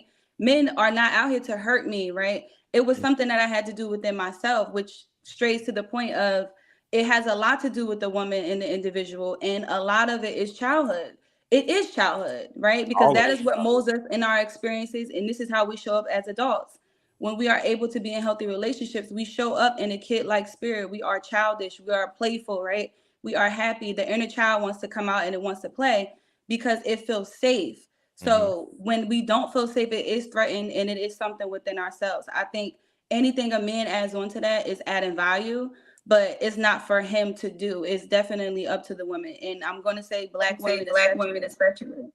I'm glad y'all got lost. And I just want to say this: most young women don't have fathers, y'all. Just keep that in mind, Casey and Paris. I understand y'all had a different upbringing, which is dope, but y'all have to look outside of yourselves. There are millions of women who did not have a father, and not having a father in itself is a form of rejection because it's like, I just said that. What are you talking about? I know. Did I not just say that? I'm just saying. Yeah, he agreeing with you. He agreeing with you. So look, so me and Paris are saying this. The solution is what I was talking about, and I think what Paris was talking about, because I know you said it was a coping mechanism, but it's only a coping mechanism if it's a topical fix. What I'm talking about is when we in a relationship, we're talking through a lot of the stuff that you've been through throughout your life, so we could trace back the root to where this stuff starts, where you feel insecure at, what made you feel that way, and then we're gonna try and fix it from there. And then moving forward from there, it's not when you leave me or we break up, God forbid, you'll still be fixed. It's not just because I've been the band-aid to help you validate yourself. And then once you get that self-validation, then you've done the internal work to keep it going, whether I'm there or not. You are healed at that point. That's what me and Paris talking about. Thank you, Marcus. But yes, now it was when Sierra and Casey explained, Mr. Lego, I finally understood what you were saying. Because you lost me, baby. I don't know where you Hold on, there's an echo. Somebody got to mute. Hold on. Okay. I was just gonna say, I think two things can be true at the same time. I think Paris and Mr. Let Go were both right. For Paris and what she was saying is that it doesn't necessarily mean that something happened in your childhood to create insecurity. Sometimes the relationship itself can create the insecurity, and I've seen that where you come in a relationship with confidence, but depending on the mate, they can create the insecurity in you by the example that she's with cheating or not giving me time or attention or putting things, a whole bunch of other things before me. I'm not a priority. So those things can create a insecurity that wasn't there prior to the relationship.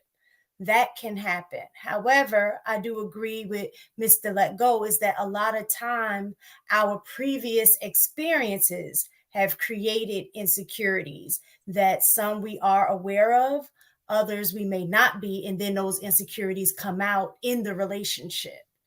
But something to what Marcus was saying, which I agree, but I also think it kind of gets us into trouble as well. I think when we're looking for our partner to fulfill insecurities as opposed to us doing the work ourselves is not helpful to the person who needs to do the work. Right. And is not helpful to the person who's trying to fix something that they may not necessarily be know how to equipped, right, to fix. I think it is on the person with the insecurities to do the work, but the partner to support that work. Yes. And so kind of the things that Marcus was saying, things like not creating added insecurities by moving a certain way or reaffirming, your partner about how whatever it is that they're insecure about is not, that big of a deal or whatever, like building their confidence. All of those things help with that person. Well, it supports that person as they are actively working to, address their insecurity. And also with the childhood thing, what came to mind for me is sometimes as parents, we don't realize that we're creating insecurities in our children. That part. And I remember my daughter said to me, the way that I talked about myself created insecurities in her. Because Right. it's like, I would look at, oh man, after I had, my son, I got these stretch marks. I hate them. Oh, look at my stomach. It's not like the way it used to be. All these clothes ain't fitting right. Oh, I hate how big my butt is. Oh, look at that. Like all of those things. So she would hear all of those things.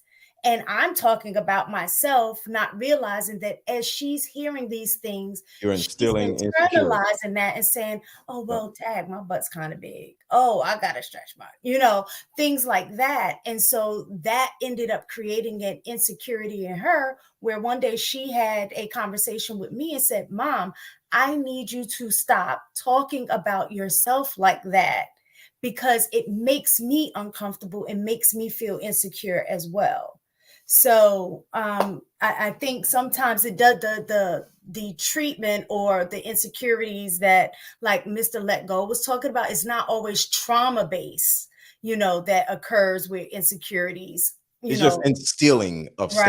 Right. Yeah, it's not really all like, see, we look at trauma as getting beaten in the head with something. Trauma is simply rejection. Your mom leaves at a certain time or drops you off at the daycare all the time. It's little things like that. And I want to go to you, Paris, but I just want to say one thing. One thing about parents, because I have two daughters, all right, and I've seen them go through breakups and stuff like that, right?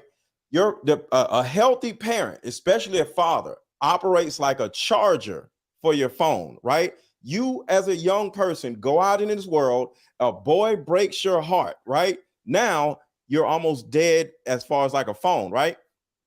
Your dad lifts you back up. Your dad supports you. Your dad affirms you. Your dad makes you feel good about yourself, not from a romantic standpoint, but from a confident standpoint that charges you back up.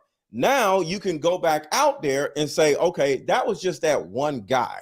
Because your dad is going to say, not all guys are the same. So give another guy a try. So we operate as chargers where we recharge the young person. So when a young boy or a young girl gets their heart broken, you go home to your parents and tell them about the heartbreak, and they repair you and make you feel good about yourself, because you got to take the car back to the manufacturer, right? So it's either God or your parents that actually repair you and make you feel, because that's the person you actually believe the most. So if your parent is actually doing their job, a boy or a girl or a man or a woman can't traumatize you at that level that a parent can. So it usually starts with the parents, not a boy or a girl. All right, so we're gonna go to Paradise and then Trev, and we're gonna transition. Marcus, you want to? I'll let you go after Trev. Are you good? Okay. All right, go ahead, Trev. Real fast. I wasn't even gonna be long. Childhood trauma isn't always something that is embedded by your parents.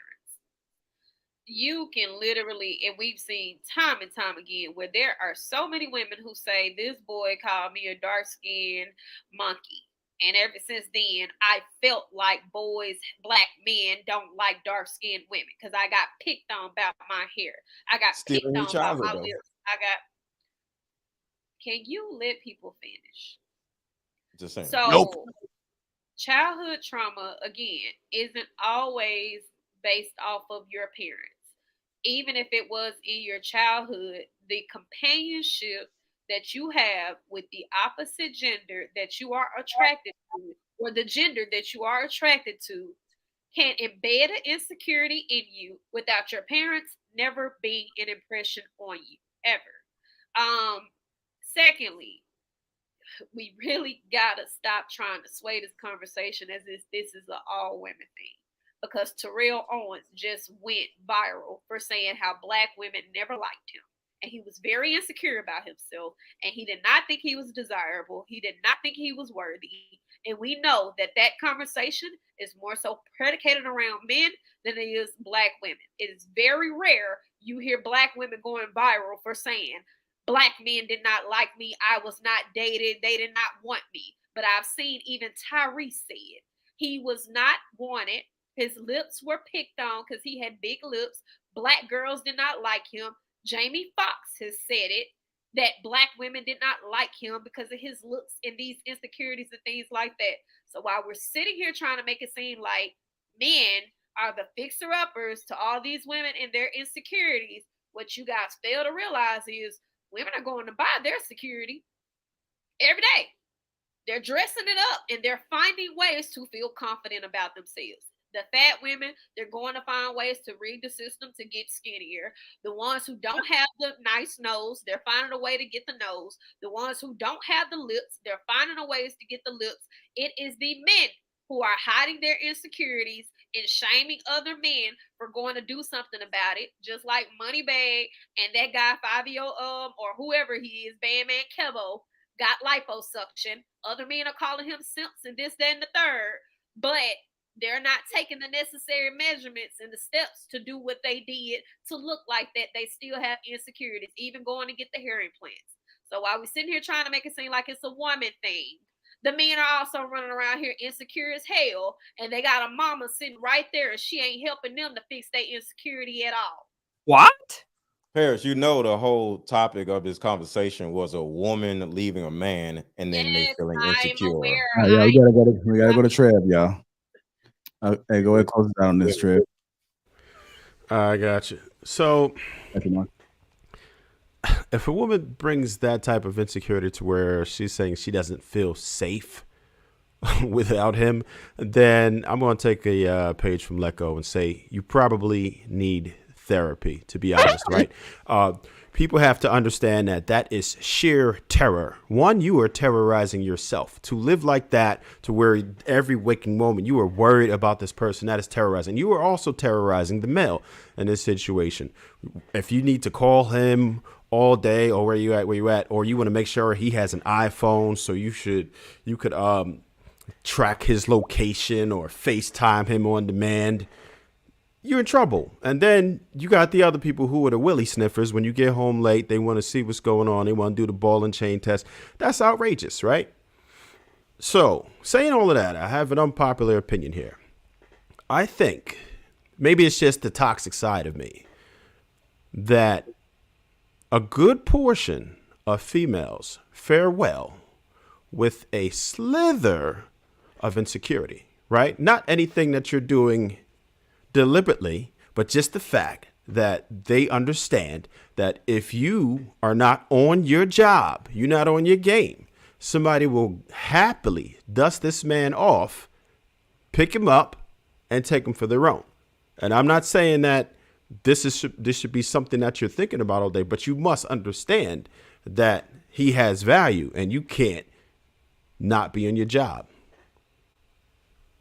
All right. So I just want to add this, right? So I feel like the whole conversation, I think the whole conversation in regards to women not feeling safe, it revolves around protection. I view that as one of the things that is a masculine, divine thing that needs to be done. So it's not just physical protection, it's mental protection, it's emotional protection. It's covering you in all the ways that you can be covered. So in that is where I derive my reasoning behind how I move forward with helping you work past insecurity and ensuring that you feel safe with who you are as a person on an individual level. I'll try to keep an eye on Marcus White's book he got coming out. We're going to get you a little dictionary or some trash moves. We got Willie Sniffers, McLovin, Slithering. Hey. Trevisms. Willie Sniffer. I ain't never heard that. Willie Sniffer. Well, listen. I'm of Guyanese heritage, and we were colonized by the British. So once in a while, you'll find one of those terms come out. Okay, there you go. Makes sense now. So you got your red, was it Hennessy shirt? Yeah, Henny. Wait, what's this say? Yeah, anything is possible. That's what it says. Oh, all right. And they say we ain't got no style. I don't subscribe to Henny, by the way. I hate the taste of Henny, just so we know. Okay. Well, they got white Hennessy in the U.S. now. So over here. Oh, they do? Yeah. I didn't know that. It's in the States now, so you ain't got to go over there and ask somebody to bring you no bottles back. All right. Guys, just tune in. Welcome to Lapeef. Let's talk. Hit the like button. Also, make sure you subscribe to the channel. There had a couple of super chats come through. Black Men Unfiltered Network, $5 says, winter's coming. Cats will be funky with nothing in them. Winter is here. Check out LLC 49. It says, really, Mr. Let Go, you will encourage your daughters to do the do? You don't talk to them about marriage? Oh, I forgot you single and eat. Hold on, what? Wait, what? Hold on. Encourage my daughters to do the. You single and eat ass. My daughters are adults and they're going to do the do. A lot of you dudes don't have children, so y'all don't understand how that works. So yeah, both my daughters were virgins, and we all, whether it's with their mom or with me, we knew to a certain degree when our children weren't virgins anymore because they didn't tell us about the experience. But we were so much in their business where we knew what our children were doing.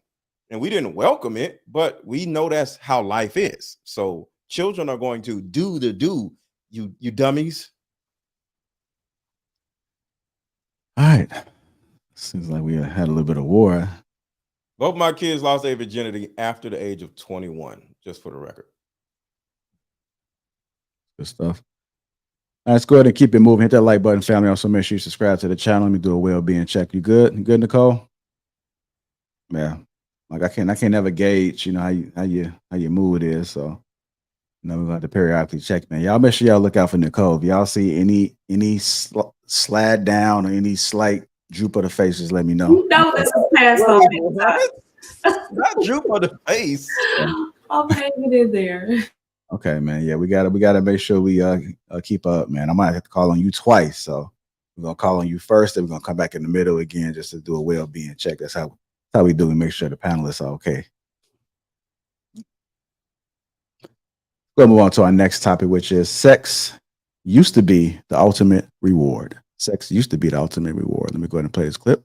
Erectile dysfunction epidemic. If you watch 85 South Show, for instance, you'll see they're always advertising something called Blue Chew. Yeah.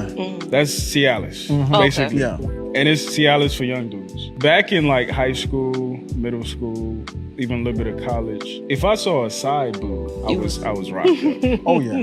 But nowadays, women wearing lingerie, see-through with Tim's They on put to it the all club. out in So the we're open, yeah. desensitized. Exactly. Yeah. And then you combine that with social media. You combine that with Pornhub and RedTube and XTube and all the other ones where it's so accessible. Back then, you had to work. Yeah. You had to stay up to a certain time. Yeah. Wait till a certain part of the month for the free trial. You know what I'm talking about? I'm not even But gonna- now it's right Twitter. there. I think it's part of the reason why the young dudes are failing. Sex used to be like the ultimate reward. Like Yeah. you used to have to do X to do Z to do. Oh, like yeah. I gotta get a job so I can make money, so I could buy these shoes or these clothes, or I could take her here so Exactly. I can get sex. But now if you can cut out all that stuff, I don't have to do nothing. You gotta do none of that. Quick access. Shoot, Yeah. back then you had to go with an adult to the back Blockbuster. part You know what I'm saying? of Black part of you had to go, but now it's so accessible. And the unfortunate part is like these young dudes, they don't have any motivation. Oh no, because Like no motivation used to done. exactly, but now like everything is at your fingertips. So what's the point? I don't know how to fix that. All right, shout out to my guy Alan on that one, man. Appreciate you, sir. Sex used to be the ultimate reward. I'm gonna go to you, Sierra, then we're gonna go to Miss Nicole. I agree with that. Social media and the easy access to see body parts, porn, whatever it is so accessible now that it does desensitize you. I also want to add that it makes you believe that it's supposed to be experienced a certain way. So we're not experiencing sex the same way because we have an expectation on it as to what it should look and feel like. So we are very desensitized. Everything is too accessible. And I agree, the men don't have to work as hard to get any of it anymore because you just need a lit profile and a DM message, right? And it's a hookup, you know, as opposed to like they were saying back in the day, it was a little harder. You had to wait to see her. You had to call her. We didn't have cell phones. So the anticipation was something that we look forward to where the men were more motivated. But nowadays it's like just a click and a DM and we here. So I agree with that. So totally desensitized, and it takes away from us experiencing true intimacy too. All right, we're gonna go to Nicole, then Casey. Well, I think I just finished Jada Pinkett Smith's book. I can't get those hours back. I did finish her book. She did say that she started engaging in sexual activity at a very, very young age. And I think she's not the only one. A lot of Black women started like really, really early. What that does is it desensitizes us to the importance of the sexual connection. And what the boys, they see their moms doing in and everything, talking all kinds of crazy in front of him. The things that these boys are exposed to, it's not just the girl. The boys are exposed to so much, older women passing at them, the teasing if he didn't get anything. You have women who, I said on my YouTube channel the other day, back in the day, we used to care about our image, right? We literally used to care, but now you have celebrities who literally say, and I was on the Clubhouse stage with one celebrity, her last name was Rose, who literally said, I use the bathroom in front of my son. Eek. So, I mean, we live in a day. I'm sorry, what'd you say? Yeah, so we're living in a day and time where kids are just not getting the childhood where the parents are supposed to filter that information as they get it so that they understand it and really grasp the gravity and the importance of a sexual connection. Intimacy is no more. And then these are the same women who don't want to go to Cheesecake Factory. I'm like, you look like you should be walking a track. Like, Are you serious? Like I don't get it. Like some of the stuff that a lot of women wear look like.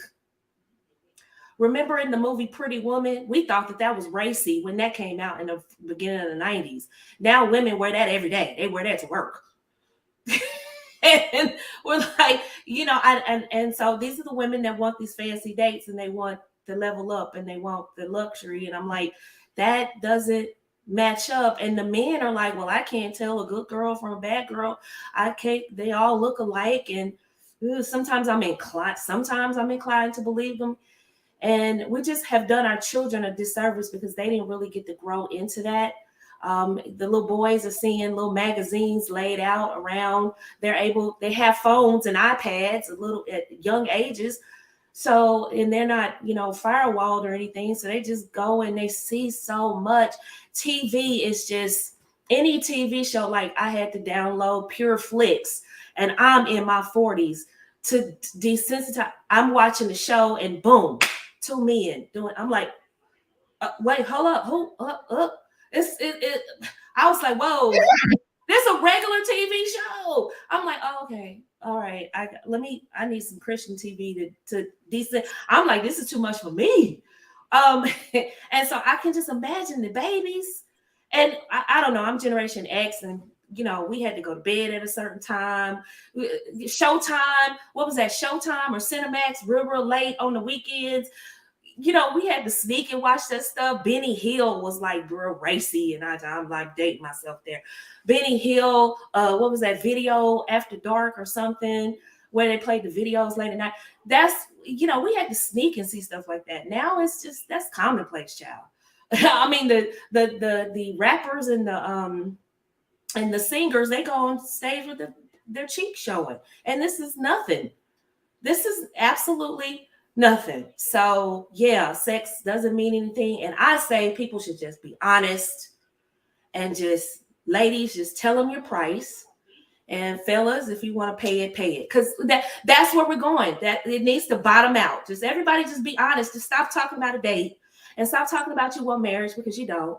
You just want to get laid. And stop talking about you want to be a wife and you want to just stop. Just be honest and just state your price and just be honest and let it fall out. And then once it falls out, it fails. It's going to fail. Men will pay it. What you say? I said men will pay it. If women literally just they already do. Hello, somebody said they already paid. I'm saying be honest and just come on out with it. Ladies, stop asking for dates. Just look, this is what it is. These are my bills. Pick one, pay it. And he goes, okay, that's the deal. That's what it is. Stop looking for the girlfriend, boyfriend experience, because we're kidding each other. And what it'll do is it'll bottom out, and then people will return more back to family. But it's got to bottom out and it's got to fail. And then once they do that, then they'll go back to, oh, marriage is a good idea. But until then, sex is just it's so common. Like people are just going to the club. Funky Deneva had a video the other day talking about he was in Miami club and the girls were walking around selling in the club. Oh, hell yeah. So that's where we're at, ladies and gentlemen. Go ahead, Casey. I agree with everything the women just said. With Sierra and Nicole, I'm gonna be real with y'all. I really feel like it's our communities though versus other communities, because I don't know what proximity you have to other communities, but they're protecting their kids and what their kids get exposed to. Their idols are people like Taylor Swift that are making $1 billion on tour, while our idols, I love Beyonce, but the little ones were at the tour. They were at the tour. They were exposed to all the adult things that were happening on stage. And it's just a different experience. It's a different things that the adults let their children get exposed to in our community versus other communities. I mean, y'all got to be real. You got to sit back and think about what I'm saying. It cannot be denied. Our proms look a lot different from other communities' proms in 2023.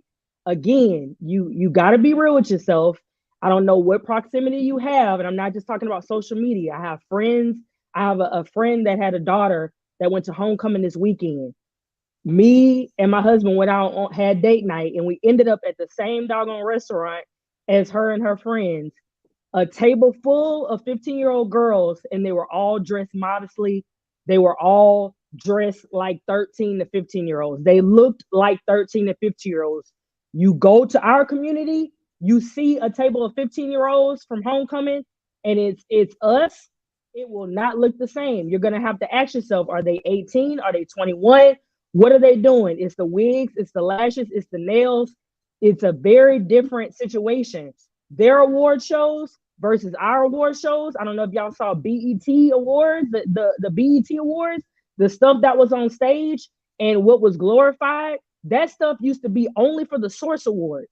When I was growing up, that kind of stuff didn't make BET.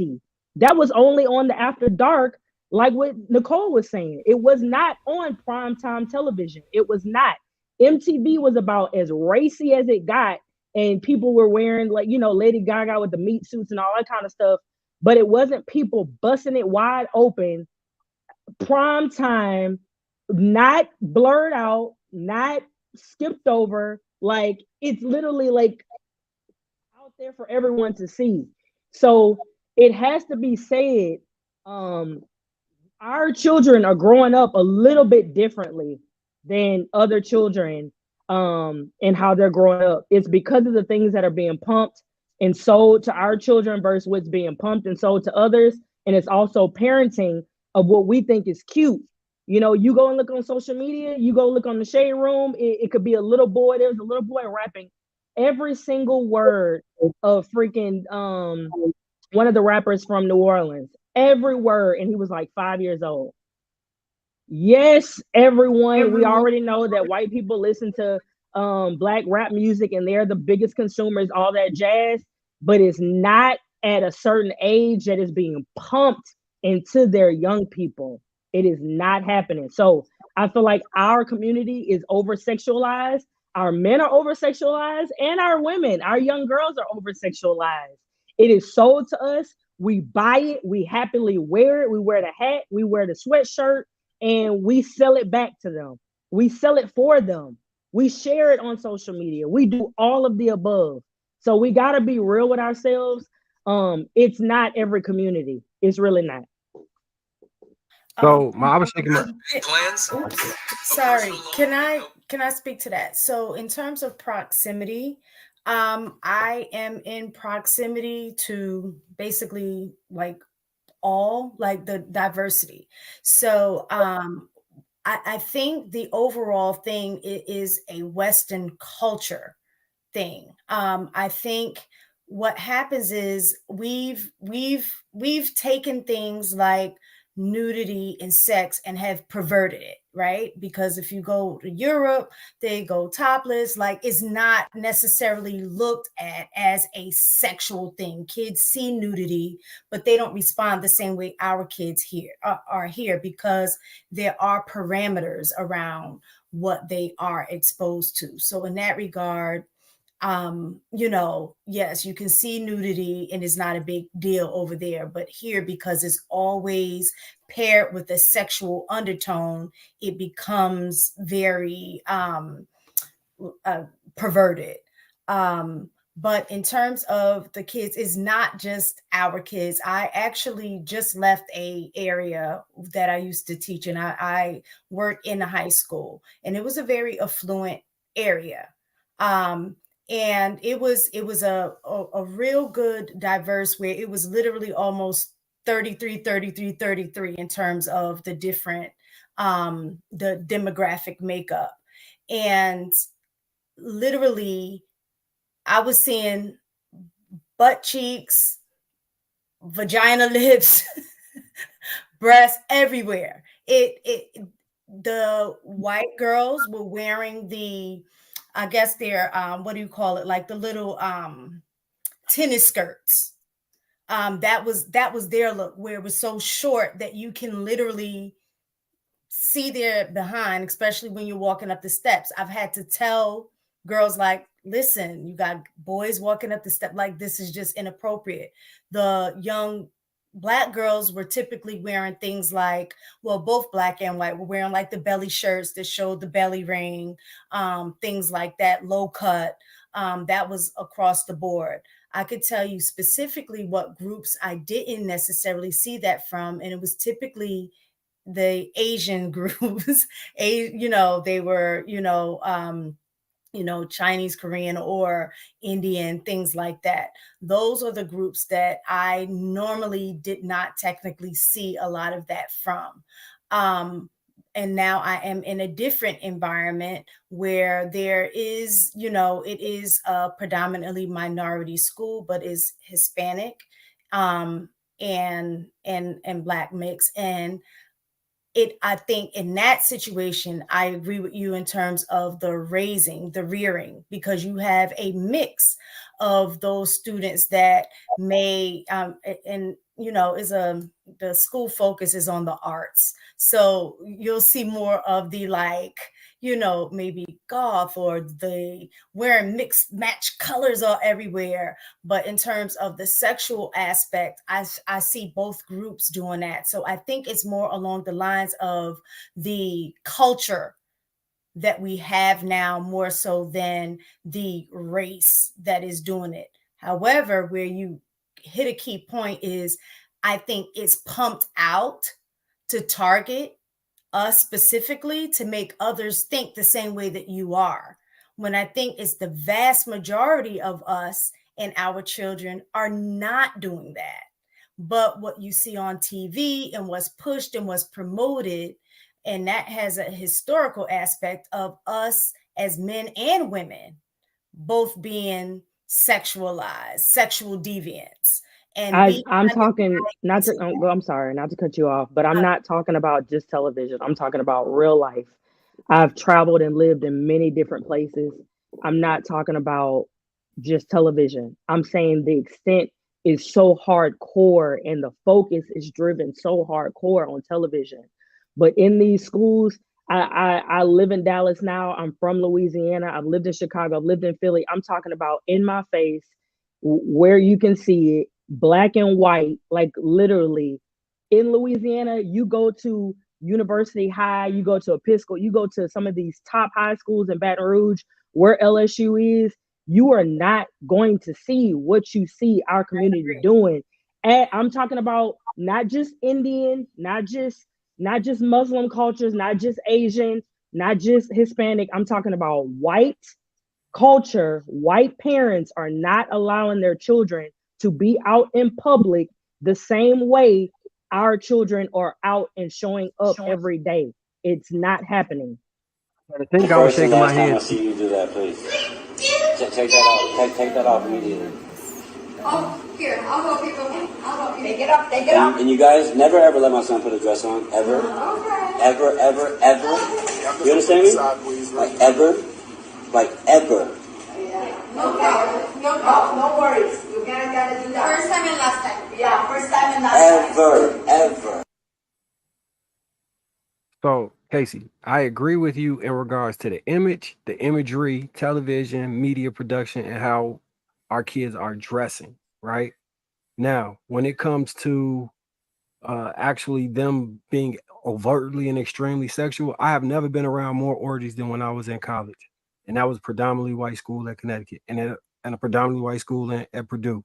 And the amount of it was going down. And on the campus, most of the Black girls, you kind of had to do more too. They wasn't just going, hey, you, let's go back and we get it cracking. That wasn't really how that worked with them. So that's why I was shaking my head. I agree with your point when it comes to maybe sexual deviance, but I'm talking about like how they're dressing, how they're showing up into the world every single day. I agree. So we're making two different points. Of course, I agree. Of course, in my just going back to my high school, the Black girls were not doing what a lot of the other races of girls were doing at their age. Yes, I understand that, and I understand your point, and that may be what Miss Taken is talking about as well. But I'm talking about the over-sexualized of dressing, how you carry yourself, and also what the video was talking about. seeing the side boobs, seeing the, you know, the cleavage at 15 or 13, having the super short shorts, all that type of stuff, and you're literally wearing it and looking like you're 25 years old. Of course, our bodies are different. I know that as well. I understand as well. But me and all of us in the 90s wearing things that is just, our bodies are just it is what it is, like cheerleading shorts. Like, you might be the only black girl in the cheerleading squad. I know Paris was in a lot of groups, so she was the only black. Like, yeah, I'm not talking about like, oh, my body's gonna look this way with curves and her body may look that way. I'm talking about blatant black and white. You're trying to be sexual. That's where we are in 2023. Out with that, Casey. I don't know if you guys remember, but I remember when Fashion Nova launched their kids line. It was outrage about it. They literally had to go back and recast and regroup their entire children's line because it looked like many adult fashion. That's what it looked like.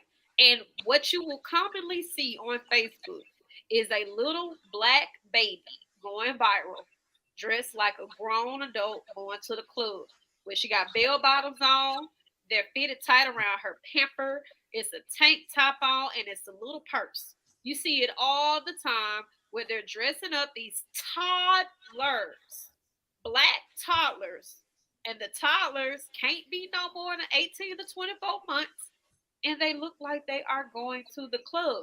And I know They putting wigs on them too. Yeah, and I know we talk about prom all the time, but there is no reason why the prom dresses look like cocktail dresses that we could wear. There is no reason why the girls who go to prom, they are dressing in side boob.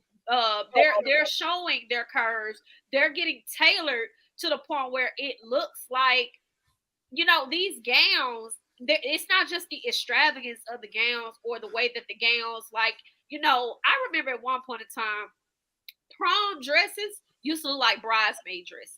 They used to look like silk bridesmaids gowns, especially around in the 90s and stuff like that.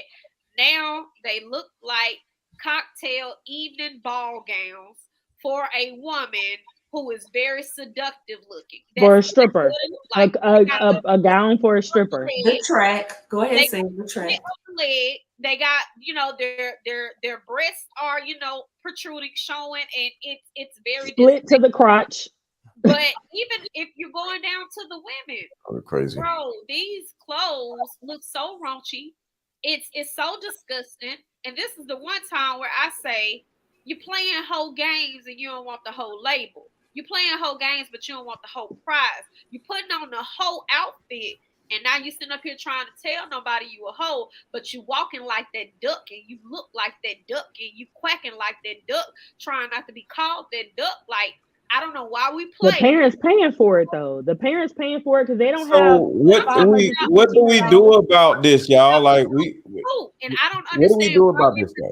That clothes do not have a language. You will not go to work with a T-shirt on that says "I get high all day." So why would you sit here and feel like going outside and certain stuff is not a language to other people, especially in America?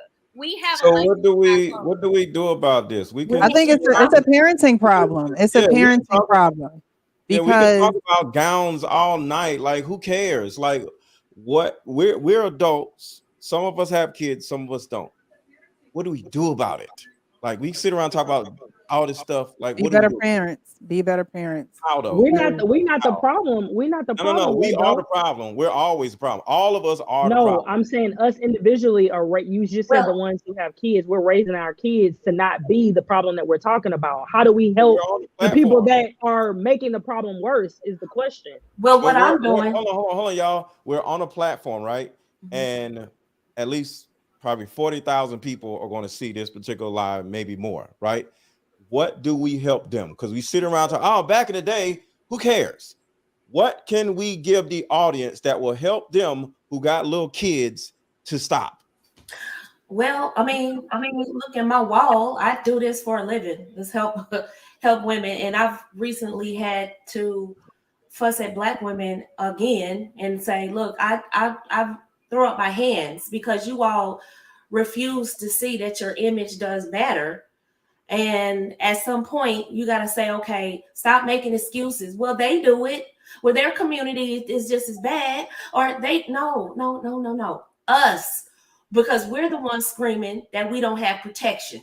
We're the ones screaming the men won't take us out and treat us nice.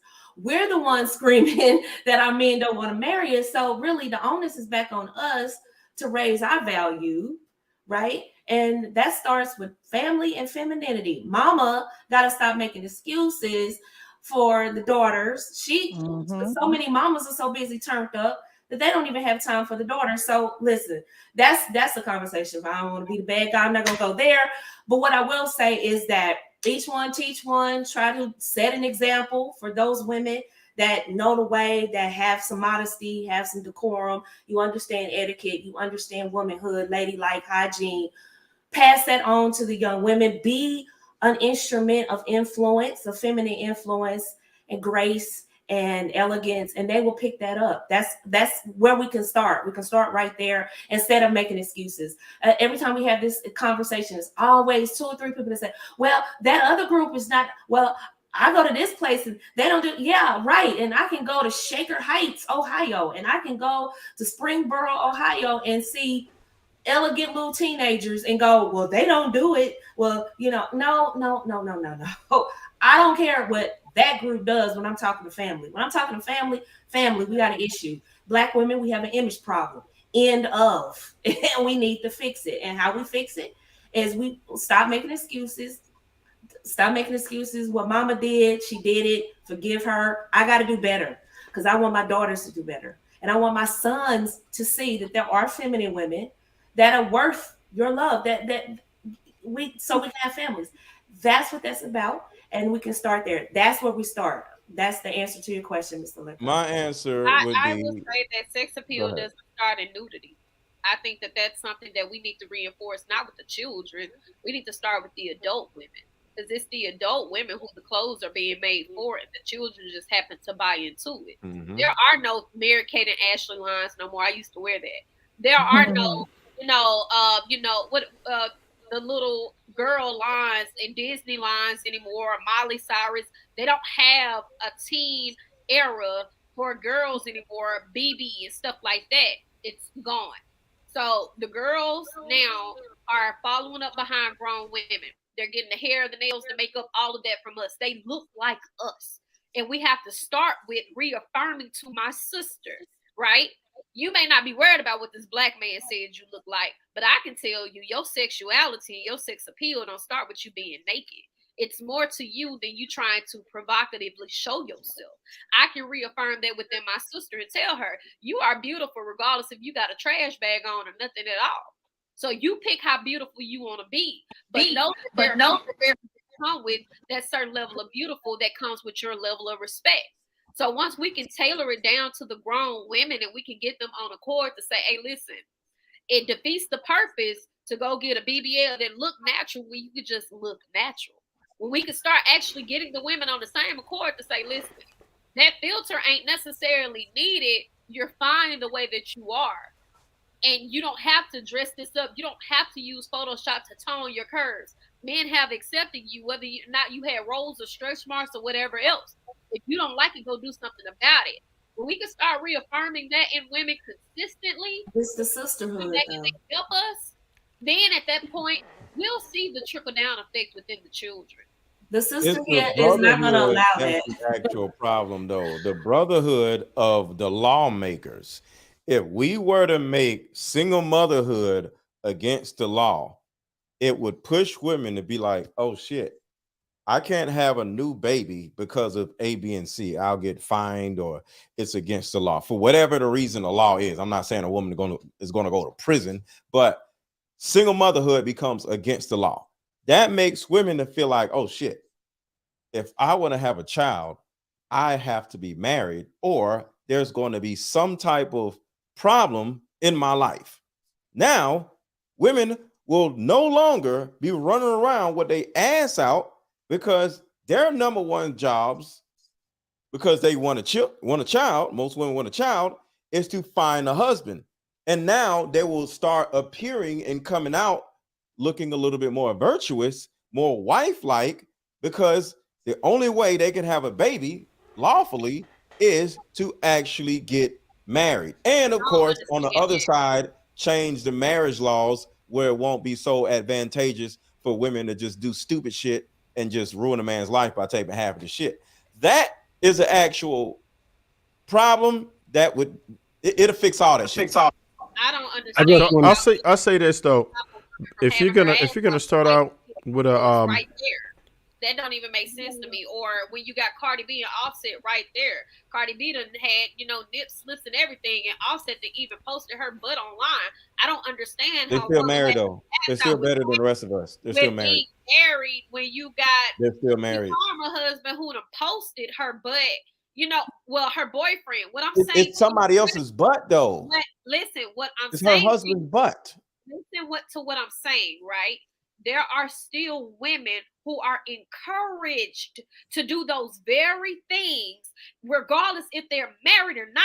So what you're saying is if the law stopped that encouragement, women will no longer encourage it because they would have a problem with the law. The women that I named all were encouraged by a man. That'll never happen, Mr. Lego, because you all can't stop child support laws. So how are you going to stop women from becoming single mothers? That's good to talk about, but you all no. If it's a new law that actually made single motherhood, if you have a baby and there's nobody to sign the birth certificate, and there's some type of problem that incurs in her life, whether it's a tax fine or whether it's something, she won't do it. It's just like getting a ticket. We all speed, right? Right, but you don't want to get a ticket. And if you turn around and get a ticket that is $1,000, you ain't gonna speed no damn more. The reason why people still speed, hold on. The reason why people still speed is because speeding tickets aren't as expensive. But if they start making speeding tickets $1,000 or $1,500, nobody would speed. That's all you have to do. I'm not saying put a woman in prison. If you make single motherhood against the law, women will be a lot more, not just a little bit more, a lot more understanding of what they can do to themselves by just sleeping with a random dude or just walking around showing her ass, trying to get somebody, give them a damn baby. But as so Marcus if we're gonna come up with a solution, right, we have to realize what a problem. Hold on. Yeah, we got some people talking. And then child support and single motherhood was predominantly made for white women. Black women just happen to benefit from it. So you talk about your ass. Let Trev talk. I get it. Trev. Yeah. So if we're gonna come up with a solution for it, we have to realize where the problem originates from, right? Where did this start? Where did we really stop having this to be a reward? We know feminism started out in 1848, but now it's something different. It's a complete perversion of what feminism used to be. We no longer shame women for sex. Like now women are sexually liberated. And let's keep it real. Women are the gatekeepers to sex. If men are left to their own devices, we are out here on a rampage. That's just facts. So it's up to the women to actually govern sex, right? No matter how you spin it. And because it is promoted, you have films like Sex and the City, just depicting sex over and over and over. It's the culture now. They're supposed to just be out here with everybody and do what it is that they want to do all the time. And there's no government, like Let Go was saying. There's no governing. There's no governing it right now. It's completely out of control. And at the very least, we could shame this behavior. There has to be some form of consequence, whether it's legislative or something in the way. If we police ourselves somehow, we have to have some type of a consequence for this type of behavior. It is what it is.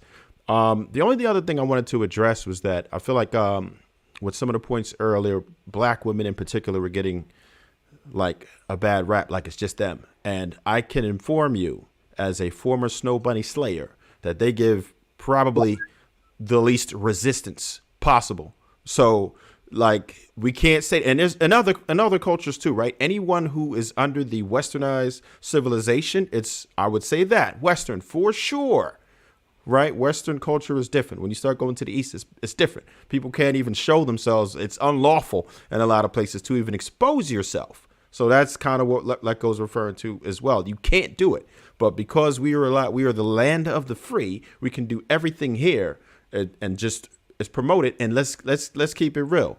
It sells. Sex sells, right? If you have a bunch of females, let's just take tonight.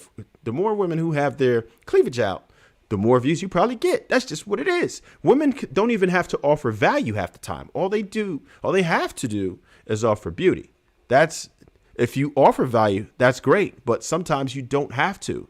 You can just simply offer beauty because men value sex so much that you can do that. And now we found ways to monetize it, glorify it, exploit it. There's so many different things that are wrong with it. Sex is now a utility, and women have complete control over it because it's extremely difficult for a man to monetize sex unless he is utilizing women. I was going to say that, you have OnlyFans, right? You have OnlyFans where I was watching Kendra G's show the other day, a clip or scrolling through Instagram. And, she asked the girl her name and what she did. And she's like, oh, I'm on OnlyFans. It's like you on Kendra G's show trying to find a man, but you're on OnlyFans. Like you probably have plenty of men. Like, you know what I mean? So at that point, she's not looking for a man. She's just looking for more OnlyFans. So, when you have platforms where you can draw that audience in, it kind of makes it hard to imagine what the woman is like or what she looks like when you just see it for whatever the membership is. Like everyone was saying, back in the day, you used to have to stay up late. I know in my household it was blocked. It was all that stuff was blocked. Internet was blocked. I'll continue to say we have a parenting problem. You want to know what we could do better? We have a parenting problem. We have people that don't fear God. When you can walk around and just have your body parts out with no reverence for yourself and no reverence for your family or your father's last name or anything like that, that means you don't fear anyone. You don't fear your parents. You don't fear God. You're just out here on your own merit. And honestly, that attention that it brings it's not going to be good attention, which means you know what you're doing. You know what you're doing. So at the end of the day, if you don't have any substance and you just out here showing your body parts and you feel like that's where your value comes from, then sex is not even the reward. It's not even a reward anymore. Because guys always say, what's better than coochie? New coochie. New coochie. So it's not even a reward anymore. So when you have platforms like Twitter and OnlyFans or even Instagram, women still do it on Instagram. That's a free ad. When you don't have anything left to the imagination, it's not really a reward. That's it. And in some countries, single motherhood is actually illegal, just so y'all know. So it is something that's doable. I know it's doable, but I think what Black people's issue has always been, majority of the issues that y'all got a problem with, it had never anything to do with Black women. It was made for white women. Black women just benefited off of it. When it came, I get what you're saying, but when it came down to divorce and alimony and things like that, as much as you guys gripe and complain about it, the only reason why we were able to benefit is because we did opt into feminism. But we're looking at solutions. We opted to the things that white women came along with, but all of that stuff was created for them. But that's not the point. We're talking about a solution to fix this issue because we spent a good 30 minutes complaining about how women are dressing. So in my opinion, a solution, because in my opinion, the reason why everything is so screwed up is for two things. Social media, which is a new phenomenon in the last 20 years that wasn't here in the 90s, right? And single motherhood. So all of these people being raised by women have always been screwed up. All right. You've been raised by a woman. Most likely your childhood was screwed up. All right. That's the first thing. And the second thing is now we have social media. So now we have men and women being able to have access to other fatherless people. And now we're all screwing each other up because the majority of us didn't have a father. So we actually put that in each household in some type of way by making it a law where you have to have a man in the household. That's Can actually I not finish? what- Can that's I not what finish? actually Can I got people finish? dressed in Can I certain finish, type of- Paris? Paris, can I finish? So that is an actual viable answer to changing a narrative that will put more men in the household raising these males and females. Because it's not just the women. It's the men and the women, but it's the parents of these goddamn people that have screwed up the damn people running around showing their asses everywhere. So how do you punish a man? So how do you Hold on, punish? Paris. Hold on, Paris. So Go how ahead. do you punish? Thank you. How do you punish a man for not marrying a woman? You put the clamps on her having a baby. Got it. She gives him access to unprotected sex. You don't give a man sex. You don't give a man But unprotected. how do you put? Okay, you're telling her she can't have baby. Like, I'm just entertaining this foolishness because it'll never happen. Y'all can't even get rid of child support. So You ain't gonna need child support if single motherhood was against law. Okay, so when are you going to punish the fathers? Because they have to actually marry the woman before the baby. Let's say before she's even pregnant. I said it's against the law. How do you make him marry the woman?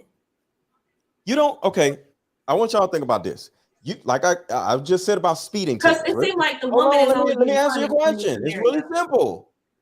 This is human nature. Okay, how do you stop people from speeding? Make speeding more against the law than it is now. Either make the fines higher or put the person in jail, or if you go over 10 miles over speed limit versus 5 miles, you go to jail or some shit like that. So it's simple human nature. We actually, just like I forgot who said it. I think Sierra said it. We are just like big ass kids. Okay, we run around doing certain things that we can get away with. Okay, I'm not saying women should not have. I'm not against I'm the proponent of marry before you carry. So I'm not arguing that point.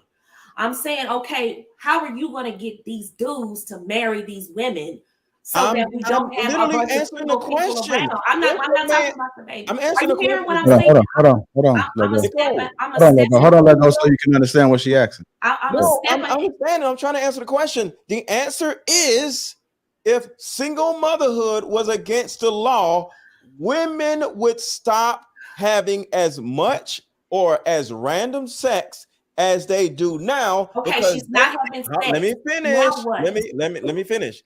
Because if the actual problem is having a baby out of wedlock, she's gonna be like, no, you gotta wear a condom because I can't be having no baby. She would literally look at him in his face and say no. Okay, so this isn't about marriage. Pregnant. Okay, so this isn't about marriage. So this isn't about them actually legislating people like kids to say, hey, don't have a baby out of wedlock. Get married first. I thought that would be your ultimate goal, but I don't see that. I don't understand where you're going with that. Marriage the law. We had to make single motherhood the law. The bad thing has to be against the law. That's what I'm asking you. How do you make the men marry the women? The men have to marry the women. Okay, I don't understand. I'm not talking about single mothers. I'm not understanding. Listen. I don't understand what you're not understanding. Nicole, I keep saying the same thing again. Men want sex. Okay. Back in the day, the reason why so many people were married, because you can't see boobs, you can't see ass, you can't see all this other stuff, right? Having a woman like you was a privilege, okay? So that means marrying a woman. So if you think about asking a woman to marry, you get on one. Say no so we can marry you for sex. Nicole, listen. I just need you to be more. Can you listen? I need you to be more succinct. Can you freaking listen? A man gets on one knee and gives a woman a ring because it used to be a beautiful thing for that woman to say yes to him. Yes. A man to turn around and be like, she said yes. She said yes, right? Right. So a woman simply saying yes was a privilege, like getting a damn college degree, okay? So when you turn around and make a woman your wife, it used to be a privilege. That's how a man will start seeing having that woman say yes to him being a privilege again. Because like y'all all said, having sex is like eating a sandwich now. If y'all stop giving us so much sex and unprotected sex and having all these goddamn babies, giving us something to complain about and something to devalue you by, we would see y'all as at a higher regard, because there'd be less women being single mothers, and we would actually see that as we have to marry this woman in order to get normal, unprotected sex on an own basis. Does that make sense? So succinctly, what you said is close your legs and then they'll marry you. See how quick I said that? Okay. I think, but it has to be against the law because the women don't want to close their legs. Sierra trying to get in there. Go ahead, Sierra. We're going to close this out, y'all. I just think that it boils down to morals and values and standards and whatever your beliefs are. I wouldn't place it on just single mothers. I would say it depends on how that person is operating. Like, do they have a system of boundaries and standards and what they believe in? So like you're saying, marriage, right? If women chose to not have kids unless they were married, that still boils down to morals, values, principles, because that is a form of, like you saying, like a law, right? Like there should be some law. So I think it boils down to that. Like if that woman has those standards and those boundaries and she values that, then she would believe in that. But even if you put a law in place, and I give the example now with the abortion thing, in some states you can't have abortions, right? So women will travel to the state just to get an abortion because they still want to do what they want to do, because that's how strong their belief is. Like, I want to keep my baby, or I don't want to keep the baby. So I think it boils down to that, like not so much just the title of single motherhood, because even if you have men in the household, who's to say that man is a good example? Because there are a lot of people that are married that are unhappy or come from toxic situations where there was a man in the household and it did not add value, it did more damage than good. So I would say it boils down to morals and principles and values and standards, as opposed to just titles of marriage and single motherhood. It's what the person believes in, and do they have some type of system that they operate on, as opposed to, like you're saying, being careless and just having sex and having kids. But nobody believes in anything because they're raised by women, because women don't believe anything. I agree. Women have a fear-based ideology in the belief system. And just like a lot of y'all have said, the single mother, out of frustration and anger that, you know, her baby daddy left or whatever, or ain't acting right, she instills that anger and fear of her life being the same way as the mother into the child, right? So they don't have morals. Most people who have been raised by women don't have morals, principles, or even real life beliefs.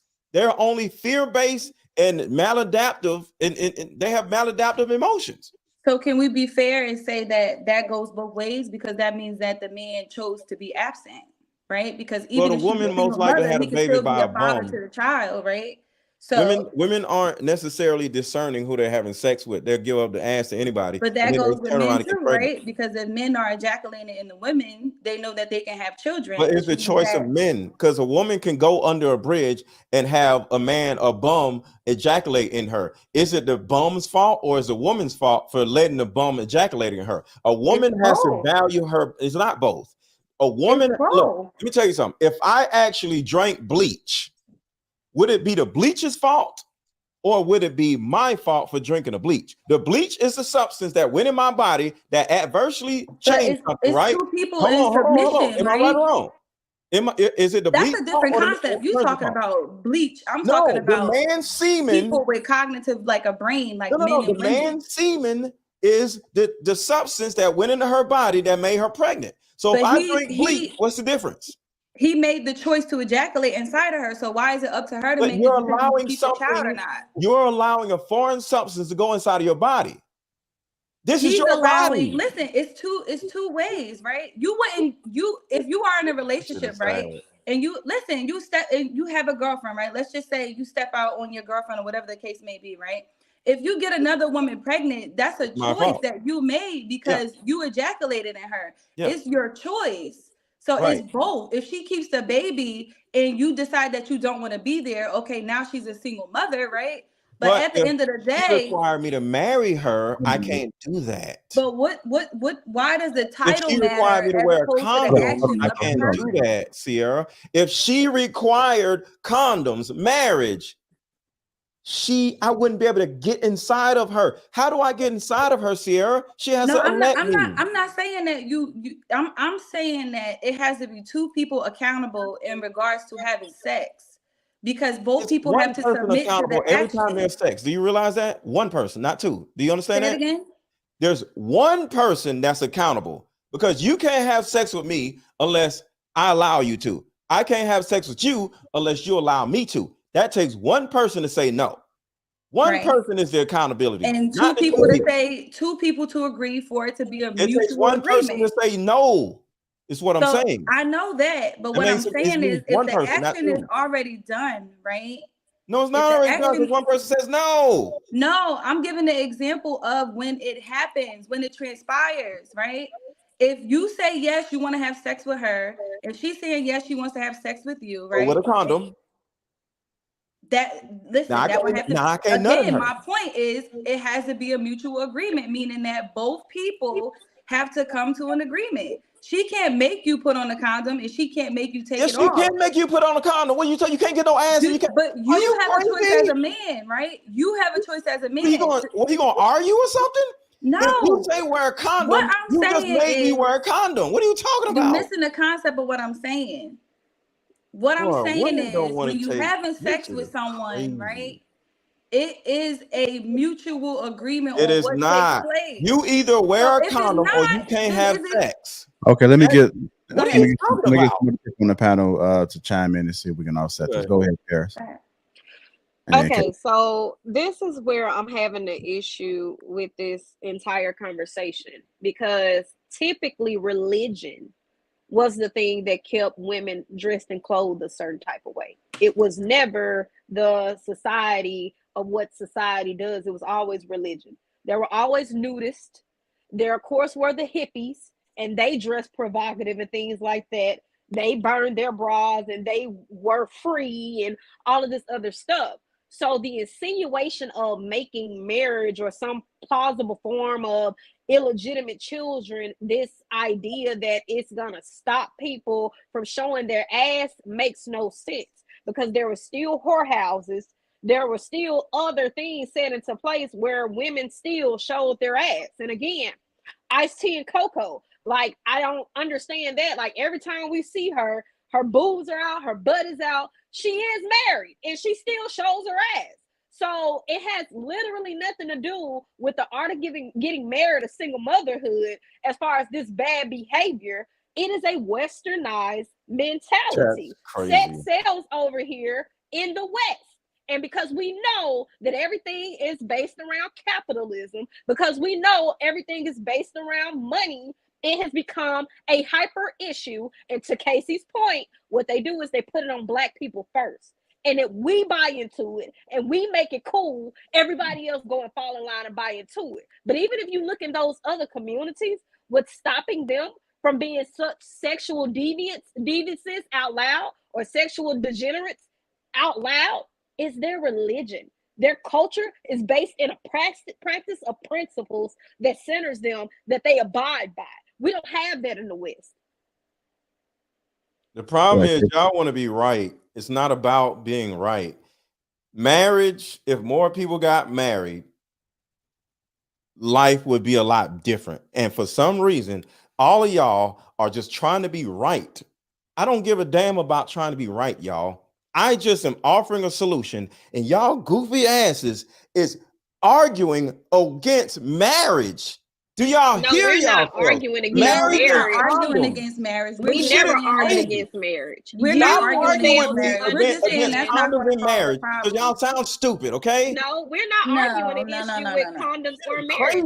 What Sierra said was actually true. Stealthing is a thing. There have been plenty of times women have told a man put on a condom and you trace it off in the middle of sex. So just because, listen.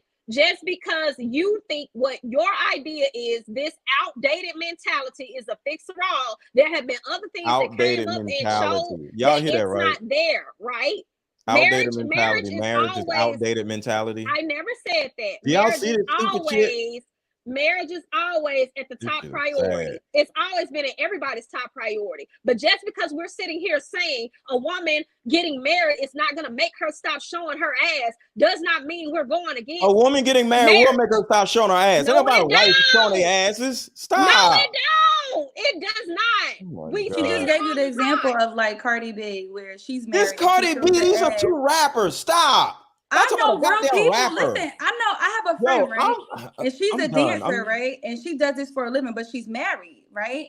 But she still shows her ass and she's married. Like it's her belief. It's These not two are nothing with her rappers. being What married. is wrong with y'all? Hold on, A y'all. woman being married is not gonna make her stop showing her ass. It's not. Hold on. We're Yo, gonna y'all close give me this a out. damn headache. This shit is Go ahead. disgusting. We're gonna close this out with Casey and get to the main topic. Casey, you want to add something? Just wanted the whole marriage point. I'm an advocate for marriage. I'm not going to go into that. Thank you, Casey. Thank you. Thank you. As a married woman, shout out to Casey. It is the lady's responsibility. We're talking about condoms. What about birth control? Okay, so there are how many forms of birth control for women to be responsible young ladies if they're going to have unprotected sex? Yes, you probably will catch an STD out here or AIDS, but at least you won't be making no babies. So that's what Mr. Let Go is saying to his point. And just Sierra, I think at the end of the day, what he's trying to say as far as it is the lady's responsibility, is not both, because it's definitely not both when a woman chooses to terminate that baby, though, right? It's not. She doesn't consider that man a lot of times in relationships, if she wants to keep that baby or not, she might listen to him. But at the end of the day, that woman is going to do what she wants to do, because what do we say here in the West? Her body, her choice, right? So it's definitely not a two people thing all the time. It should be a one person thing. You are responsible for yourself. You can close your legs. You can use birth control. You can use condoms. There are ways to not get pregnant. I do not believe in blaming a man for a woman getting pregnant. No, I'm not saying that. I'm saying that the man has to take accountability in situations where the woman does get pregnant and decides to keep the baby. Right? It can't be like it's her fault because she knew as a woman, you would want that. Y'all. As a woman, you would want that, right? You, of course, in a perfect world, you would want a man to take responsibility, but at the end of the day, you're not thinking about that when you let him. None of you. I'm speaking for me. And that's what Mr. Lego brings up marriage. But that's that's what the marriage part comes in. Stop letting niggas nut of y'all. Y'all got no damn problem. I'm not. I totally agree. That's how he's tying those two conversations. I totally agree. together. I'm not saying that. I disagree with him. I'm gonna say this. I agree with everybody. Right now. If you want people to follow your point, you're gonna have to get better at mansplaining, because Casey and I don't Sierra care about somebody following my point. I care about y'all arguing with a damn point. Let me have my point, and you have your damn point, and stop arguing with my point. Find another point. We're not arguing because we Leave don't my point understand alone. you. Man, We don't understand you. condoms and this. Stop. Leave We me don't alone. understand you. Stop talking to me. Now you sound Talk like to somebody else. I've been mansplaining all night. Now Hold on, y'all. all We night, got. and now he want to sit here and cry Casey, because tell people them to don't leave me alone. As understand a him. married woman, Now you crying. as a married woman, Now you tell crying. these single women who ain't got no damn sense to leave me the hell alone. Now you need to stop Shit. crying. Get your Because ass you sitting over married. here trying to make Find a somebody damn husband. go back to your ex-wife. Find a Worry about husband. that. Find a Go back husband. to your ex-wife. Find Why a your wife damn leave husband you? and wear condoms. Why your ex-wife leave you? I Leave ain't me got no alone. kids. I left her. I ain't got no kids. Well, you worry Shut about up. going to get your Sit motherfucking down. money back. That's what you do. Get a husband. Why you over Do here something. crying, All right. arguing with a woman, but you supposed to be the leader and you more emotional than me. Paris, are you sitting Worry down? about that. Worry you about sitting that. down, Paris? I'm short. I'm always sitting down. We probably the same Okay, height. good. Are you sitting down, Sierra? Don't worry about me. Sit down. You out here being emotional. You showing your natural black ass. A man ain't supposed to get out of his comfort zone. You'll never hear Marcus and Trail yell like that. Natural black You ass. will That's never hear Marcus and Trail yell like that at women because they're getting frustrated and cannot control their emotions. And you are getting irrational and you are all over the place yelling and screaming. Learn to control yourself. You're acting how women do. That's what women do. Women yell and scream when they get frustrated. Yeah, All like, we're saying, That's it's okay okay for for wife. us to not. It's okay for us to not agree with you. That's And I don't right. have to I agree agree with with you her. putting words in my mouth. Nobody I never agree went with against her. marriage. Stop playing with us on this app. Talk to him, Casey. I'm done. playing Talk with to him, us. Casey. And You're all talking to because you Casey. beat your ass every single time because your bald-headed talking ass to a don't know how married to woman. control yourself. Your You're not bald-headed talking to ass a need to married get woman. some Talk better to him, Casey. emotion control. You not emotionally Let controlled. You worry go. about She women. agreed. She agreed with Yeah, me we when never I disagreed. explained your point. They Parents don't want to wear never condoms. said They I don't want to get mansplained married. All right, y'all. We gotta get to the main topic, y'all. It's the main topic. Yeah, let's go to the main topic, y'all. All Sheesh. right. Let me just I get the super chats on the back end. Get married. Hit the like button. Also, make sure you subscribe to the channel. Let's go ahead and get to this main topic, which is what the hell going on here? The main topic is y'all ass need to get married and wear condoms. Okay, I'll take that off right now. Winter is coming because I am more emotionally expressive. I am more emotionally intelligent. Let's go ahead and play this clip. Are getting therapy, but they're not doing the work. They're just getting therapy to say, I've got therapy. So now I have permission to talk down to you, non-therapized person. You think they're going to therapy to say I went, but No, they're going to therapy to get their MD. To get the badge. Oh, yeah. Right, to get the- something the to badge of make honor it seem or- like, I'm a little bit I'm working on me. I'm healed because I went to therapy. So it's pop therapy. And a lot of it, when you start investigating it, it does lead to that narcissism that I'm talking about, that talking down, looking down your nose, especially at men. Because the idea is, because I am more emotionally expressive, I am more emotionally intelligent. And the opposite is the case. Right. A lot of women are emotionally expressive. I call them emotional exhibitionists. They'll cry, they'll laugh, they'll be sad. They might even be able to identify, I'm laughing, I'm sad, whatever the case may be. But as far as regulating it, as far as accurately identifying it and being like, oh, I'm not actually mad, I'm scared. They don't have that ability. And nobody's actually calling this out. We're just saying, oh, she's therapized and Jamal ain't. So she's a better person than Jamal. All right, let's go ahead and get to the main topic of the night. Winter is coming because I am more emotionally expressive. I am more emotionally intelligent. Go ahead, Marcus. What you got on this, brother? He was talking about Paris. I got a question. When you say winter is coming, can you like explain that a little bit more for me so I can understand? So I can answer that for you. Let me go ahead and read it out. I had it on the timer right there, but I'll go ahead and read it to you.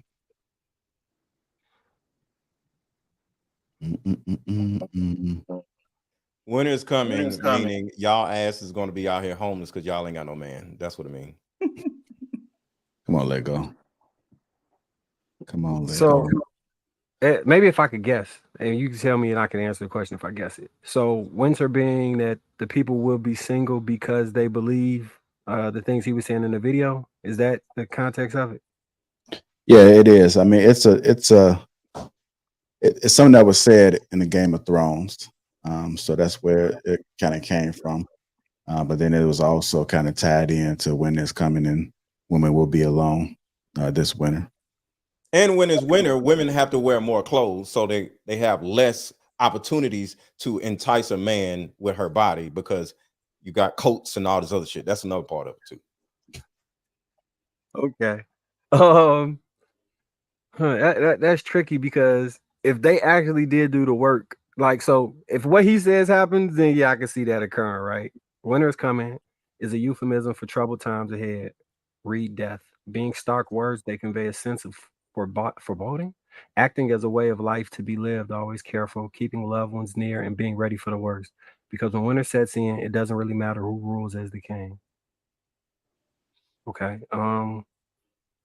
So I'm gonna take that to be like the original statement, right? Because you're alone and you won't have Because you ain't got okay. no Okay. So if what he's describing is actually happening, that's a travesty.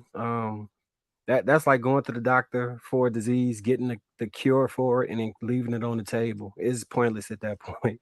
Like you just doing something to say you did it. I don't think that's I don't know why anybody would do that. Why go through all the steps of trying to figure out what's wrong with you, get a solution for it, and then not engage and do any of the things or use any of the tools that somebody gives you? That I'm sure there's a clinical diagnosis for somebody that would do something like that, because that sounds that's like the opposite of Munchausen proxy or something, right? Where you have an issue and a solution. But like, yeah, that's crazy to me. If people are doing that, they need help. I mean, anybody that's doing something like that would extremely need help. From the opposite though, I think that there are people who go to therapy and get tools and they can identify things within the person they're dealing with or other people that are now blaringly obvious to them that they used to be able to ignore. And that could create a conflict within a relationship, because if both of y'all met in a traumatic state, or when you weren't fully a complete person, and then you become complete and the other person is not complete, then there's going to be an off balance. And depending on who it is, it's going to manifest and play out in different ways. I think it will manifest it as regret and disappointment from the woman to the man, and from the man, which goes back to what I originally said I try and do. If he's of a certain thought process, he'll probably try and pull her up, going back to the hypergamy argument, why it's better for men to be in a position of leadership. So, but if she's more advanced than you as far as understanding reality and dealing with her emotional state and maintaining some form of stoicism, that's gonna be a hard ride for you, big fella. That's gonna be a hard ride for you. All right, we'll go to Trav then, Sierra.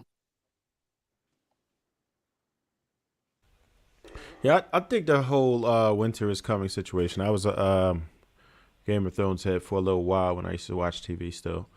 And what I noticed is that, that their whole thing was just like to be prepared. They kept saying that winter is coming. Because if you're not prepared when winter comes, you asked out pretty much. You're going to have some serious issues. So when that time comes, and I mean, then you had Kevin Samuels, he used it also. And pretty much what he kind of correlated it to like the wall, right? So if you're not prepared by such and such time, you're asked out, right? Now, as far as women using that emotional intelligence, I've seen it happen, right? I've seen men do it with actual intellect a lot, right? They would use it to gaslight women, but women usually use it for emotional intelligence. And they want you to be more expressive sometimes. And I'm like, but you should realize that men don't express themselves in the same manner that women do. Women are naturally more emotional. It's expected to. So you can't really knock me off a square. It doesn't matter what's going on. I'm just going to be chill, like, pretty much most of the time. I'm not going to go there with you. I'm not going to ride the emotional roller coaster with you. And you shouldn't trust me as a man if I did, right? Because the reason why you can trust me for security is because I'm going to be level-headed, right? If I'm expressing myself to you, I'd state things in plain English. I don't have to be animated. I don't have to be emotional. And it would be crazy for you to try to use that as a weapon towards us. You can't weaponize that because I don't express myself in the same fashion that you do. And just because you might think that you may have learned more about emotions, you don't know what to do with that knowledge. Because if this is what you're doing after obtaining all this knowledge, who's really in the wrong here? You don't even know what you're talking about still. You go ahead and you learn these things, you study these things, but you don't even have the ability to comprehend it. And you're trying to use it in a way to make yourself seem right. What are you and talking like we were talking about? No, that's for real. You just want to be right. And nobody wins in that situation. All right, we'll go to Sierra then, Precious. I agree. I think that women are taught to be more expressive. That's just the society that we live in. We are taught to vocalize everything and use the power of our voice. And sometimes we don't use emotional intelligence. We just lash out because it is accepted by society for us to be vocal And when it comes to a man speaking up, for instance, Kevin Samuels, he gave perspective as to him sharing, right, his perspectives and how he feels. And it was kind of shunned because society is not used to men expressing themselves in that way. So I totally, totally agree with that. Women have to take accountability for watching their mouth, and being mindful of what they say, because words are very powerful. So because we are comfortable doing that doesn't necessarily mean that it is right. And also, the emotional intelligence part. You can have the emotional intelligence, but if you are not utilizing that skill in a certain way, then it's like you're not saying anything at all. Screaming, yelling, right? When women get upset, right? Because we have been taught to think that the louder we are, the more we are going to be heard, when it's actually the opposite, because then nobody wants to listen to us at all. So I totally agree with that. I think women can take more accountability, in reference to watching their mouth and also using their emotional intelligence to maybe teach, right? And also hold space for that man to be emotionally intelligent as well. So it shouldn't be a battle of who's right or wrong, but it should be a working communication between both parties, I think. Precious. Because I am more emotionally expressive, I am more emotionally intelligent. I think that's a false statement. Women can say all the time, "Oh, I'm going to counseling," or "I'm in therapy. I have a therapist. I see him or her every week," or whatever. But if you continuously see that they display the same behaviors and they're not changing, but they want to say that they went to therapy, it doesn't make them more emotionally intelligent. It actually is almost insanity. You're gonna go, but you're not gonna change anything, but you're expecting things to change. You want the people on the outside to be different, but you don't want to change yourself. You don't want to come to the reality that these exercises, strategies, and things that the therapists give you are supposed to help you. They're supposed to, build you. Um, I just believe that if someone has gone to therapy or if someone has gotten wise counsel and they continue to do so, they don't have to continue to say it. You'll know it. You'll know it in their temperance, you'll know it in their discipline, you'll know it in their femininity, or you'll know it in a male and how he's very, subdued and he doesn't allow his emotions to go everywhere. You'll just know that. And I don't even think that it always takes therapy and things like that. Sometimes it could just take life experiences. You could be one way and say, you know what, this is not really even get me anywhere. So I need to change the direction, right? You want things to change, things have to change. So if I just don't believe in that statement. Um, I think that if you want to be more emotionally intelligent, then you do have to use those tools. I mean, go to y'all know Barnes and Noble is my favorite store. Read some books. They always say if you don't want nobody to know something, put in a book. You have to do certain things to actually build that emotional intelligence. And then once you do, it's like a skatewalk. But I do believe though that you don't just arrive there. It is something that you continuously work on. Um, you know, just because you watch your mouth don't mean that there's a situation where your mouth won't get you in trouble either. So you have to continuously work on that because you can be caught out here slipping. So I don't know. I just don't believe that just because you're more emotionally expressive means you're more emotionally intelligent. I mean, you could just talk a lot. You could just have a big mouth. You could just be a crybaby. That don't mean you're emotionally intelligent. I just think that the way that you see them in real life in real time will tell you that you don't. It's not something that you have to say to the top of your lungs or always repeat all the time. All right. Let's go to Casey then Paradise. I agree with what everyone is saying. Marcus, Sierra, Precious, Trev. Like I agree with what you guys, the points that you're making. I will say this.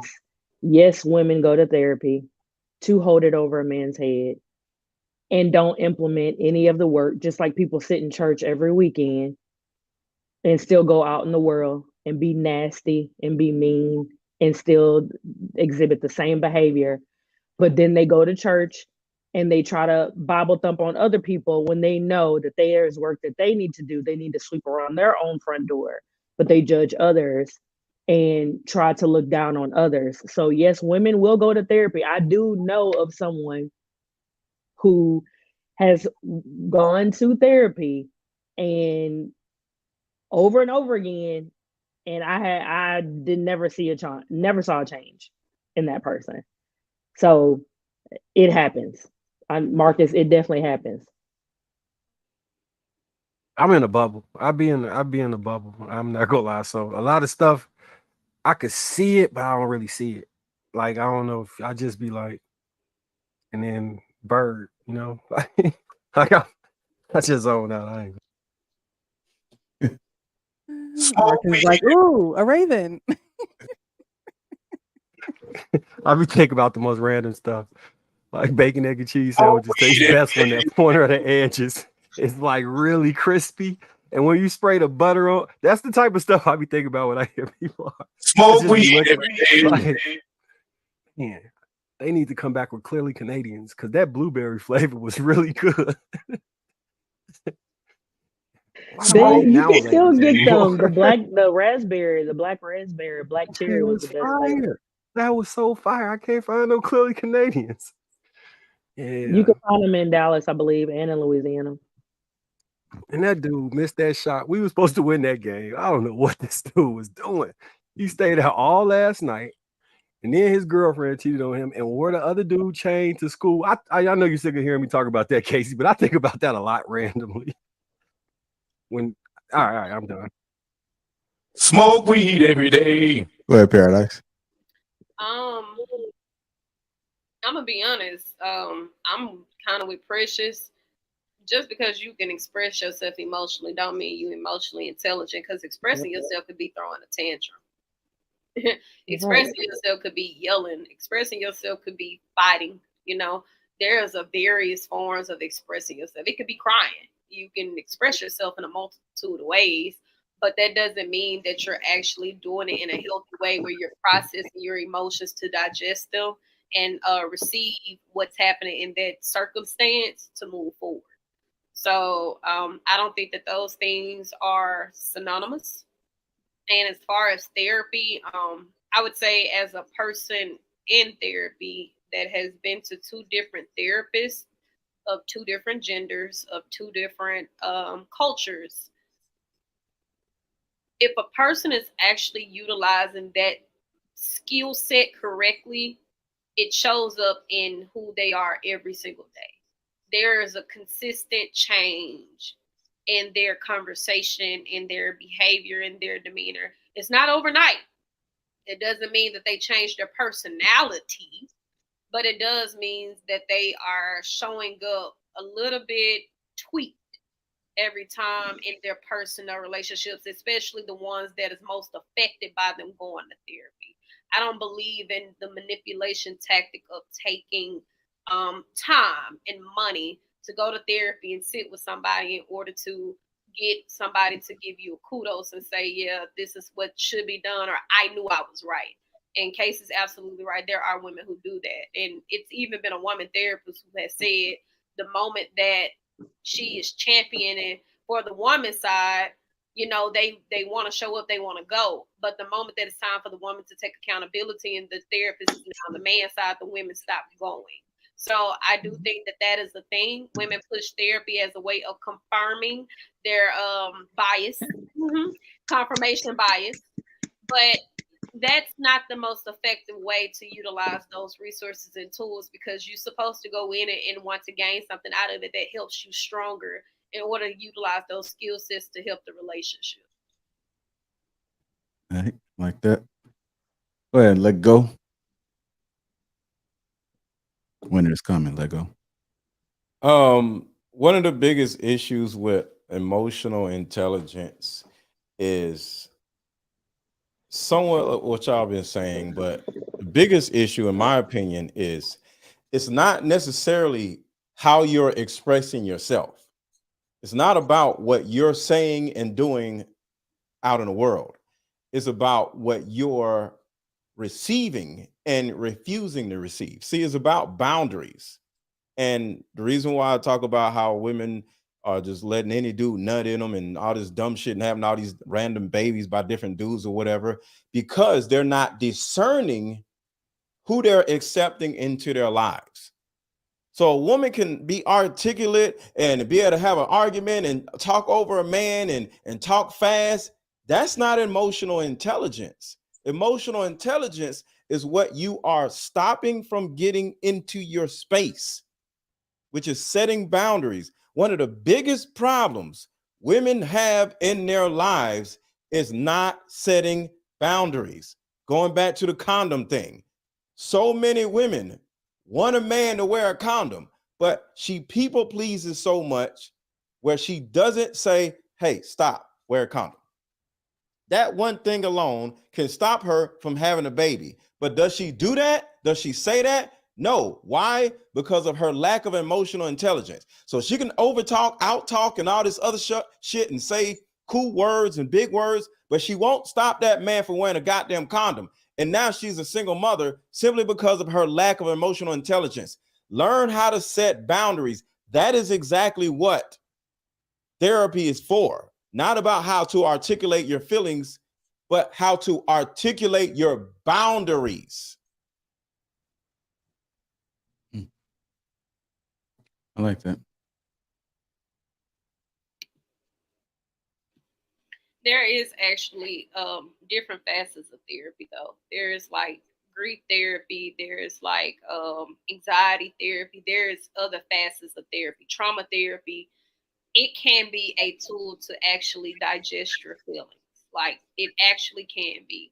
Along the way, you learn the boundaries, but it's so many different sectors of therapy, family therapy, child therapy, individual therapy. There are some therapists that solely specialize in women and solely specialize in men. So I think again, it really depends on what you need. But one thing that people should never forget, regardless if you're going as a family or a couple, it is for you. You are supposed to take something from it and implement and utilize those tools so that you can become emotionally intelligent to put your boundaries where they should be in place. This is why I think it's important for excuse me, couples to go to premarital counseling because they give you exercises. I know a Christian premarital counselor where they give you books, they give you exercises where you have to work together. You have to do those things. You have to be involved and engaged.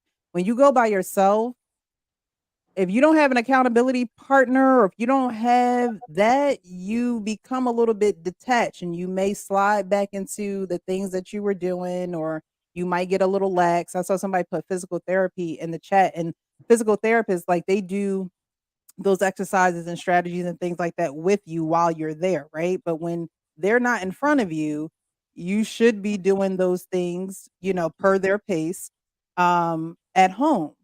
And it's always easier when you have someone to do it with, or you have someone to help you out. And the issue with emotional intelligence is that you'll have two people in a relationship. One person may go to therapy, the other person may not. And like Paris was saying, how women may hold that over a man's head. And not to say that he can't go or he won't go, but it is more, you do get a collective experience when you do engage in that together. And of course, before that, I do believe you should do some type of self investment before you do a couple's investment, because you have to know who you are and what you need and what you require and what you're lacking. So I do believe in that, but doing that together when you're in a relationship, instead of holding it over that person's head, have them join in with you. Yeah, of course, you don't want to force it. You can't force anyone to do anything. But at the same time, when you're in a relationship, things can become redundant. And if you're in it for the long haul. So you have to make things fun. You have to make things exciting. And you have to renew your mind about some things as well. So I just wanted to add that. No, I was going to ask a question. So I never actually been to therapy. What I did was I picked up a hobby. I started painting. And I always kind of been introspective. So I believe that I was able to kind of like work through some things myself to get from point A to point B. But I do have a question because some of the things when I talk to people that have been in therapy, I don't know where, maybe the gods just gave me the information, but I kind of utilize some of those tools. But I'm curious, are there any tools for anybody that's been to therapy that they would be like, this is the one that really helped me over the Yeah. panel if anybody has been? I would say intention. Like when I went to therapy, they made me write down my intentions for coming to therapy. So I didn't have the space to say I'm just coming here because people get on my nerve and I wanted to blame people, because some therapists will take your money just to listen to you complain without actually giving you solution. So I had to write intention. Like I intentionally want to come here to heal myself so that I could show up better for my family and for my friends. And because I was held accountable to keep that mission and that vision when I was in therapy, it allowed me to really exercise what I was learning, as opposed to just going there, sitting there and complaining and then going home and repeating the same behaviors. So my therapist was intention, remembering why I'm here. As you guys know, I've shared this. I'm currently in therapy. And I also had to do that. There was a profile that the therapist made me write out, like kind of to get a little bit more introspective. For one, I did find the type of therapy that I needed. So I'm seeing a specialist for what I specifically need, which was 3 different things. I won't go into them, but it was for 3 different things. And I have a male therapist. And I also found that for him, he intentionally listens and he gives me feedback. But the homework that he provided for me was to every day find time to make for myself. So that's something that I have to do now, even with him knowing about my relationship, even with him knowing about my mom and my dad and stuff like that. I still have a duty. Like that's one of the tools that he provided to me. Like you need to every single day. You invest too much into people. You invest too much into other things. Another thing that he always encourages: leave your phone. So it's I found for me, it's tailored to what you need. And I know a lot of times we will gravitate and get those books and we'll go get, things that other people may do. Meditation and journaling is like a common therapy tactic. It's very common. Yoga, meditation, journaling, very common. But honestly, you have to find what does right for you, because I'm not a person that can sit still. I don't do that. I don't do well with just sitting still. I'm very active. And in days where I do feel relaxed is the days where I'm taking my daily walk. So even before I got here, I took a walk. Like I walk every single day. And it's just me and my dog. Like that's a part of my day. Nobody disrupts it. Nobody can call me. Nobody can reach me.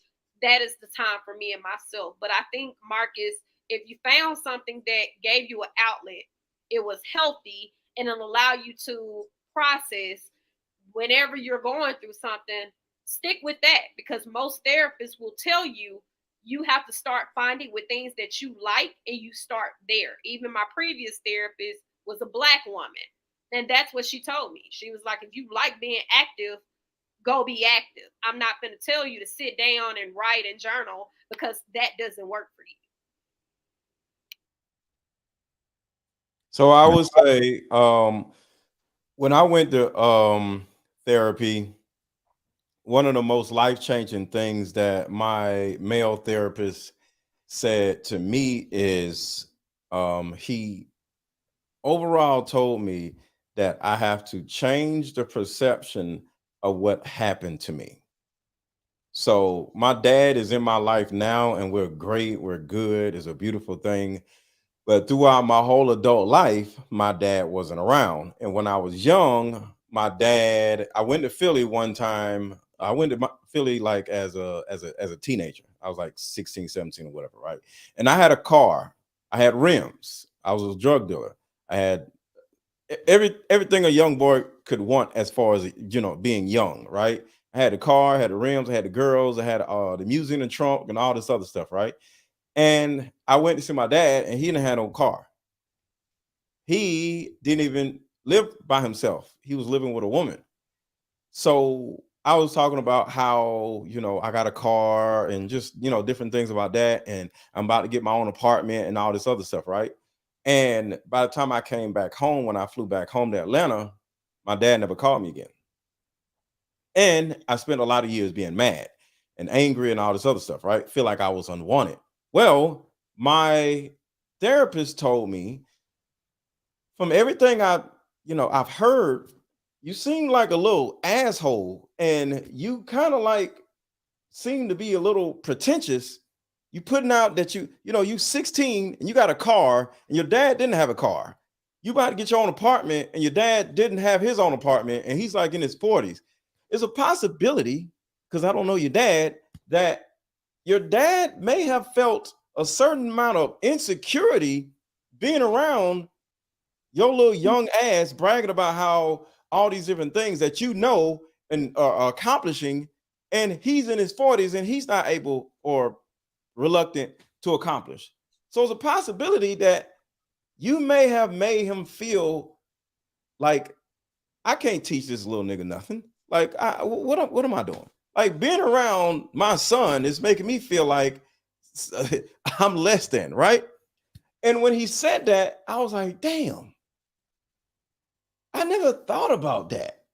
And he helped me forgive my dad for whatever reason, not saying that it wasn't wrong or wasn't right or whatever, just seeing how he may have felt, So, because I remember the conversations we had, I was like, damn, I probably did make him feel, less than, because I'm a kid and I got more than a grown-ass man, So that's what I learned. Change the perception of what happened to you. That in itself is what I teach the women in my coaching group now. Because once you change the way you see something, you no longer fear certain things. You're no longer mad at certain things. You no longer are resentful towards certain things, because you change the perception of the actual thing. So that's what I learned. Can I just add this real quick? One more thing, and I'm probably gonna go because I'm tired. We're about to ready to close out. I'm sedated, so I will say this. Precious mentioned accountability. The first time I went, I wasn't talking to nobody about what I was doing for me. This time, it was very important for me to include the people that I loved, so they wouldn't have the perception that I'm okay. But I did go and tell them, right, I'm doing my best to get okay. I'm taking the necessary measurements. So a good friend of mine, he was like, well, call me if you want to talk. And I told him respectfully, I'm done talking to y'all, because I can talk to y'all till I'm blue in the face, but you guys would never understand anything that I'm going through at this point in time. I'm going to go get my help. I don't need to talk to you. I've done enough talking to my people in my environment, because I understand what your intentions are behind me, but I do need your support. And I included them. I included my mom. I included my brothers. I included my cousins, my friends, my boyfriend. Everybody knows, it's no secret. So that way, again, they are very much so aware, right, that she is not okay. And I don't ever want them to feel like I am okay because of something traumatic happening to me. But I am taking the necessary steps in order to go and get the help that I need without being a burden to them. So the support is easier. To add to you, Paris. Go ahead, Mark. Go ahead, Marcus. I don't know if you ever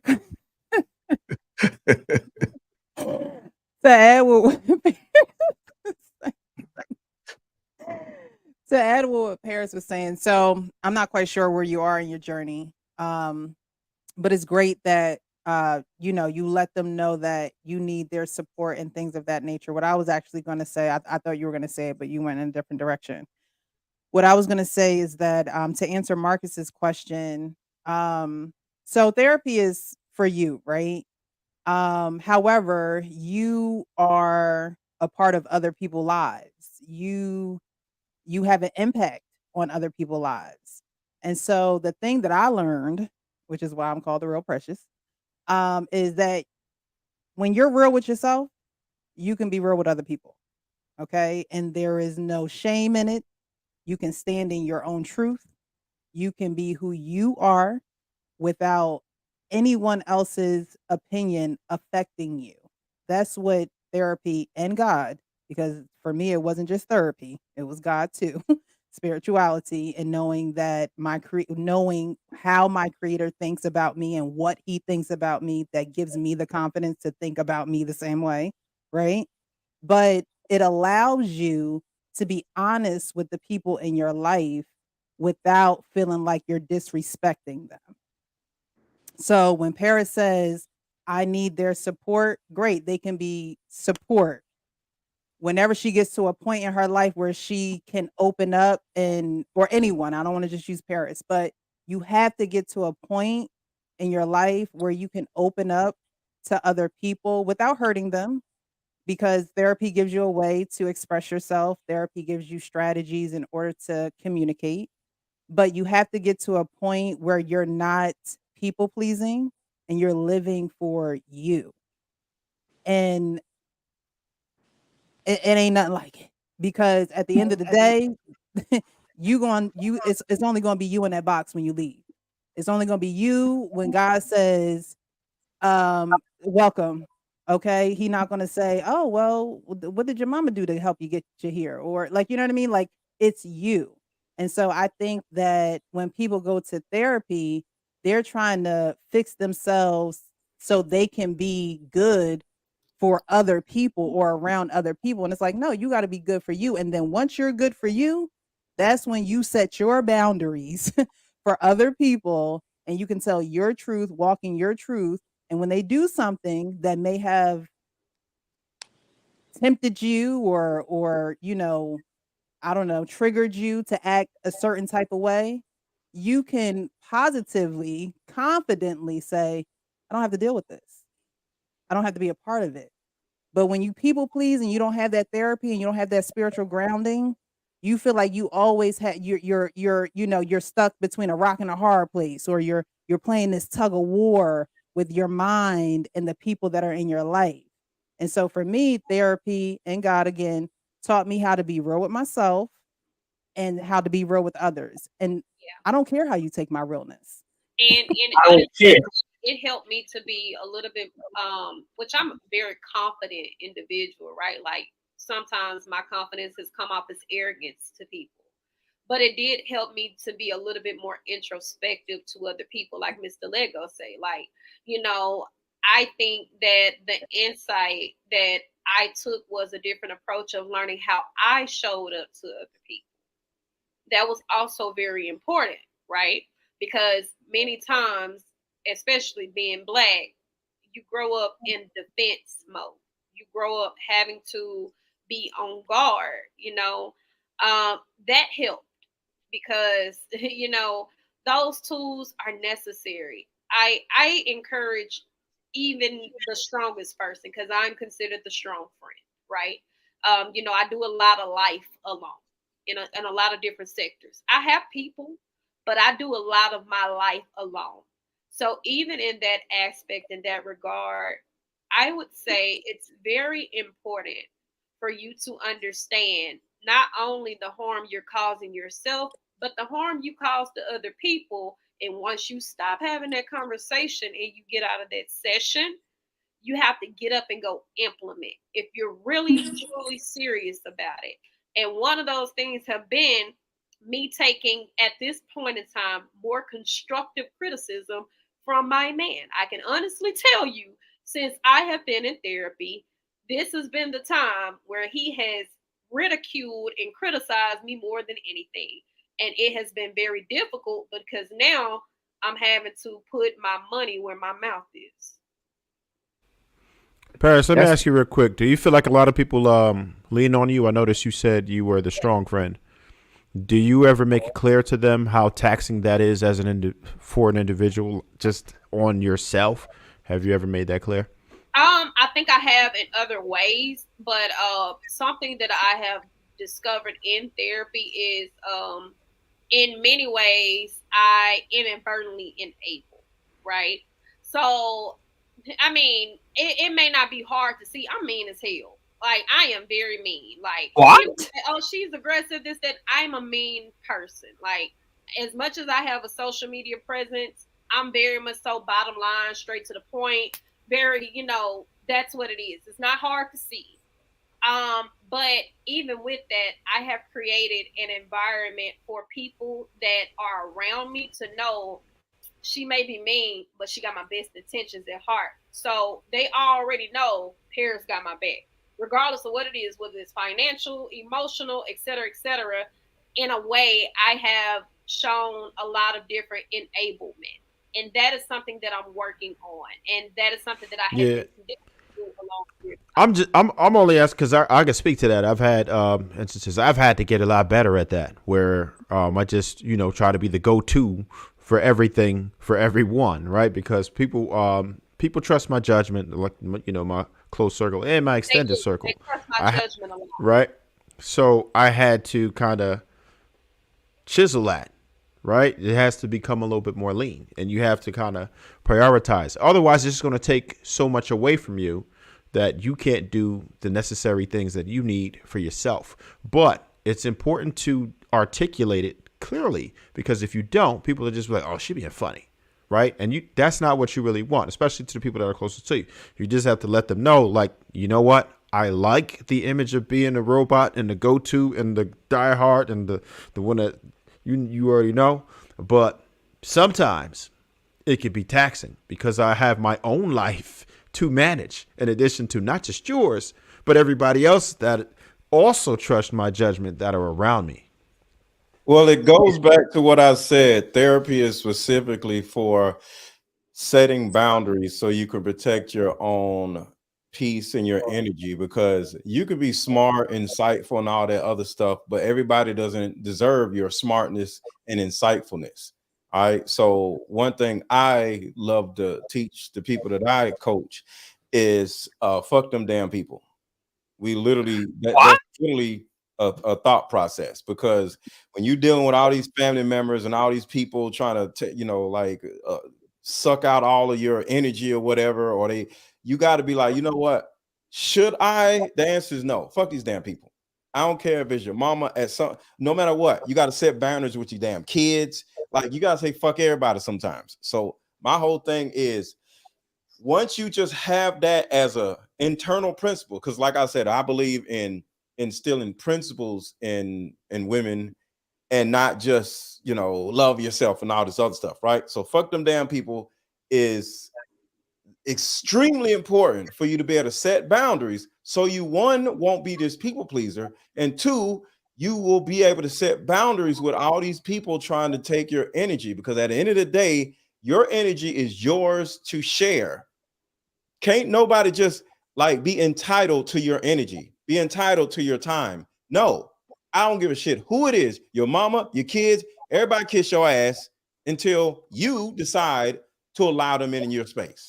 But it's a way to do that, though. So that is something that, and he's not wrong. I'm having to recognize that, right? Because I can own that in many ways. People know she's reliable, she's dependable, and sometimes it comes to a point where even with saying certain things, people are looking for an explanation. And in my head, it's like, I don't owe you no fucking explanation.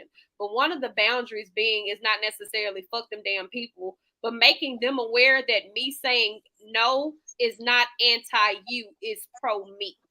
And that comes off differently in conversation. You have to be able to communicate that effectively. Me telling you no right now has nothing to do with anti-you. This is not me literally saying fuck you, but this is me saying this doesn't feel good for me. I have to start being pro me at some point, and it's uncomfortable right? Because you wake up one day after 35 years and go, I got to make these changes. But you got to start somewhere. I know Marcus was trying to finish. We're going to close out after Marcus. Go ahead, Marcus. So with me, first I want to say I appreciate y'all sharing y'all experience and being open and honest about what y'all gained and some of the tribulations you went through. I think one of the things Mr. Lego was talking about was reframing. So I think naturally, so like my father died when I was real young, and I had a lot of homies get killed growing up, and then just dealing with all of the trauma that life would bring you. I kind of I naturally, well, as a self-preservation method, I removed the way I view negativity. So I interpret negativity as an opportunity to get a lesson from something that I always can gain from, or the pain is a rubber band that can propel me forward. And like by reframing it like that, a lot of the stuff that broke a lot of the people around me down, um, it just pushed me forward and kind of made me like levitate above a lot of the bullshit, right? And I just think it's because my previous method of dealing with, like, I was violent when I was young. So as I got older, because I never been really one to go back and forth with people. It's like, yeah, okay, and then we go. And then I removed that at, like Casey, Maurice and them told you, like, so I just removed that from my tool belt as what I would be to go. That's the last option now, right? And so now I kind of look at things like, is it worth killing him behind? No? Okay, I'm gonna let it go. That's like where my thought process is. What he's saying right now, is it strong enough that I would want to kill him for this? If not, I'm gonna let this go. And I try and just stay within that energy, but it comes from reframing. And I robbed you. I ain't robbed you, bro. um, I'm looking at the chat. But it comes from reframing though, and just finding a way to like use those things as a survival skill. Because I'm a real believer you can grow through what you go through. And that, like, if you've been in a place lower than everybody else, that's a superpower for you. Because to get to a good space, you had to climb up out of the deficit, get, you know what I'm saying, get level, and then elevate from there. If you can do that, you can do anything, because a lot of the things break people, like truly break people, and they never can get up from them. So if you consistently are able to get up, you should pat yourself on the back and just be really thankful that you're still here, that you didn't give up on life, that you still continue to give it your best foot forward, even when things going wrong, and and try and maintain some type of positivity, because I'm a believer that the energy that you exude, it also attracts to you. And the answers that you need to the solutions and the problems that you have, you can bring them to you just by being in the right state of mind. And my later stages of my life is teaching me that more and more. It's things that I may have been like, you know what, that's not going to work out for me, and they fall right in my lap. But I never became bitter. I always tried to be like, all right, well, this isn't the outcome I wanted, so I just got to accept that and move on. And then it just fall in my lap. But if I would have been punching the air and trying to fight and claw to get exactly what I want, I probably wouldn't have got nothing. And I probably would have been angry behind it, you know? But yeah, no, I appreciate all y'all experience though. So you said you've never been to therapy, right? No, I never been. Because the way you speak sounds like you've been to therapy, but it's his also, the humility that he has. That I right. think it's the open spirit. Married. Not to, I'll go behind you, Precious. I didn't mean to cut you off. I just want to say one thing, and I'll go after you. I just wanted he's to say married, y'all. Just so y'all know. that you know, for you not to have gone to therapy, you have a lot more tenacity and bounce back than those who are not in the right mind frame when they go to therapy, right?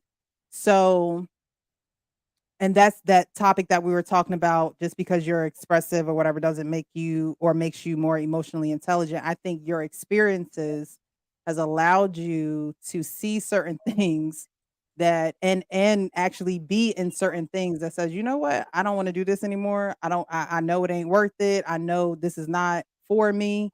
I'm gonna keep pushing. I'm gonna still have this positive attitude. I'm gonna rise above it. And a lot of people do not have that attitude. And you know, I think we kind of talked about it before when you had went to that funeral about church and stuff like that. So I'm not quite sure where you lay with that, but you sound like someone who does have a very strong spiritual foundation to be able to teach others how to do that. So I just wanted to let you know I that, appreciate you know, you definitely do have that, and you appreciate definitely that. can help others, and I'm sure you are. I just wanted to say, I haven't been to therapy, but my husband has, and I really it convicted me, I should say convicted me to really look myself in the mirror by seeing his growth and his changes. I'm overdue for my sessions, but what I will say is, Paris, your friends and family, your group, they owe you that self-reflection of you doing the work. I feel like if anybody in your circle is really elevating themselves, um and growing and going through a period of self-actualization and self-reflection and self-growth, if you care about that person, you should pick up the mirror as well and look how you could be contributing to anything in their life and what part you play and how you can better yourself. Um, I'm kind of like Marcus, like I sat back, just really had a moment of being um just a moment of I can't say it any better, of self-reflection and knowing that I had room to grow and seeing things right in my face, seeing my husband move differently, and then I'm being like, okay, you know, like, okay, so this would, when he would move this way, I would do this, almost like a doggone Monopoly board, right? I'm seeing the pieces move around and I'm seeing our life play out and I'm seeing us as individuals like we're actual pieces in a game. And so it really it showed me how I played a part in certain things, right? Because when relationships break down, it's not just one person, it's always both individuals participating in that breakdown. It's not, you can't point the finger. You can't say, oh, it's you, is this, we both willingly participate in in relationships when they go through hard times, right? And so it I urge people that are in therapy and how um I just congratulate you guys in sharing how you've done that. People that are around you as well need to do the work in the support of you, but also looking at themselves and where they can grow in that relationship with you. I hear you, Casey, and I don't disagree. I would say that for me, it's a little bit different, which JR knows. For me, it's trauma. So my situation isn't a thing of I finally wanted to go get some help. It was like, nah, something happened and this was necessary. Does that make sense? So the other parts of me being uncovered, that is a reflection, right? You know, like being a little bit more self assertive, being a little bit more self aware, finding other new boundaries. But what I will share with you guys is that my therapist said that it's time for me to learn me as a whole nother person of who I am now. And that's nothing even my mom can do with.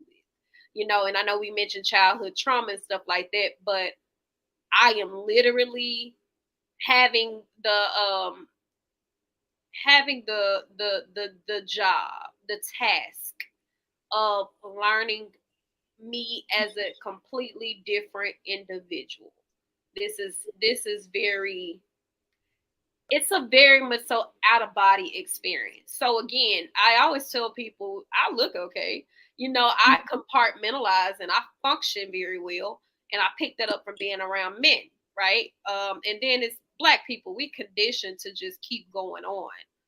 But realistically, I knew that if I did not go and find ways to learn how to process my emotions, it could get ugly because I don't even know what my triggers are. I don't know what makes me angry. I don't know what makes me cry. I don't know what my triggers are anymore. And so to help myself, I got up and I went and got the help. I want to say to you, Paris, when you saying like you getting to know yourself again, that you allow yourself to grieve who you were before, because people don't talk enough about how you are attached to who you were. And so it's harder for you to break habits and patterns because you feel as though you're not being authentic or you're not being yourself. But it's also having space for that grace and to grieve, like you are shedding and you are literally dying and rebirthing yourself to come back renewed and restored. And you need to have space where you understand that it's a process and it's not something that's going to happen overnight. And also that it's okay to still love those parts of yourself because you needed that version of yourself in order for you to become who you are now. So, yeah, You're blessings on your absolutely correct, journey. Sierra. And Yeah. thank you, because my Mhm. therapist also said the same thing. I need to give myself permission to grieve.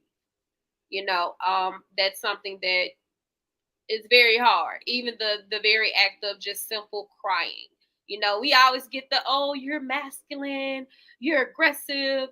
It's like, nah, we operate in high functioning depression. We don't do vulnerability.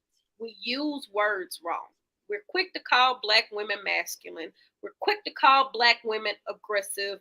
And all it is that our reaction to vulnerability is not to cry. It's everything opposite of crying. That's not aggression, right? And passion. We have to be more courteous of how we use words. And I challenge it every time I hear it because nothing about me is masculine. Like nothing about me is actually masculine. I'm a very feminine and soft woman. But we use words that are pushed in order to coerce people into doing what we want them to do. And I'm learning to accept that. And I'm learning to accept a lot of things that, again, how you show up to other people.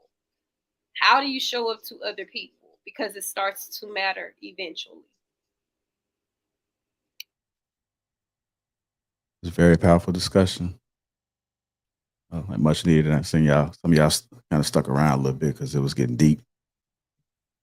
And all full. The deep crew.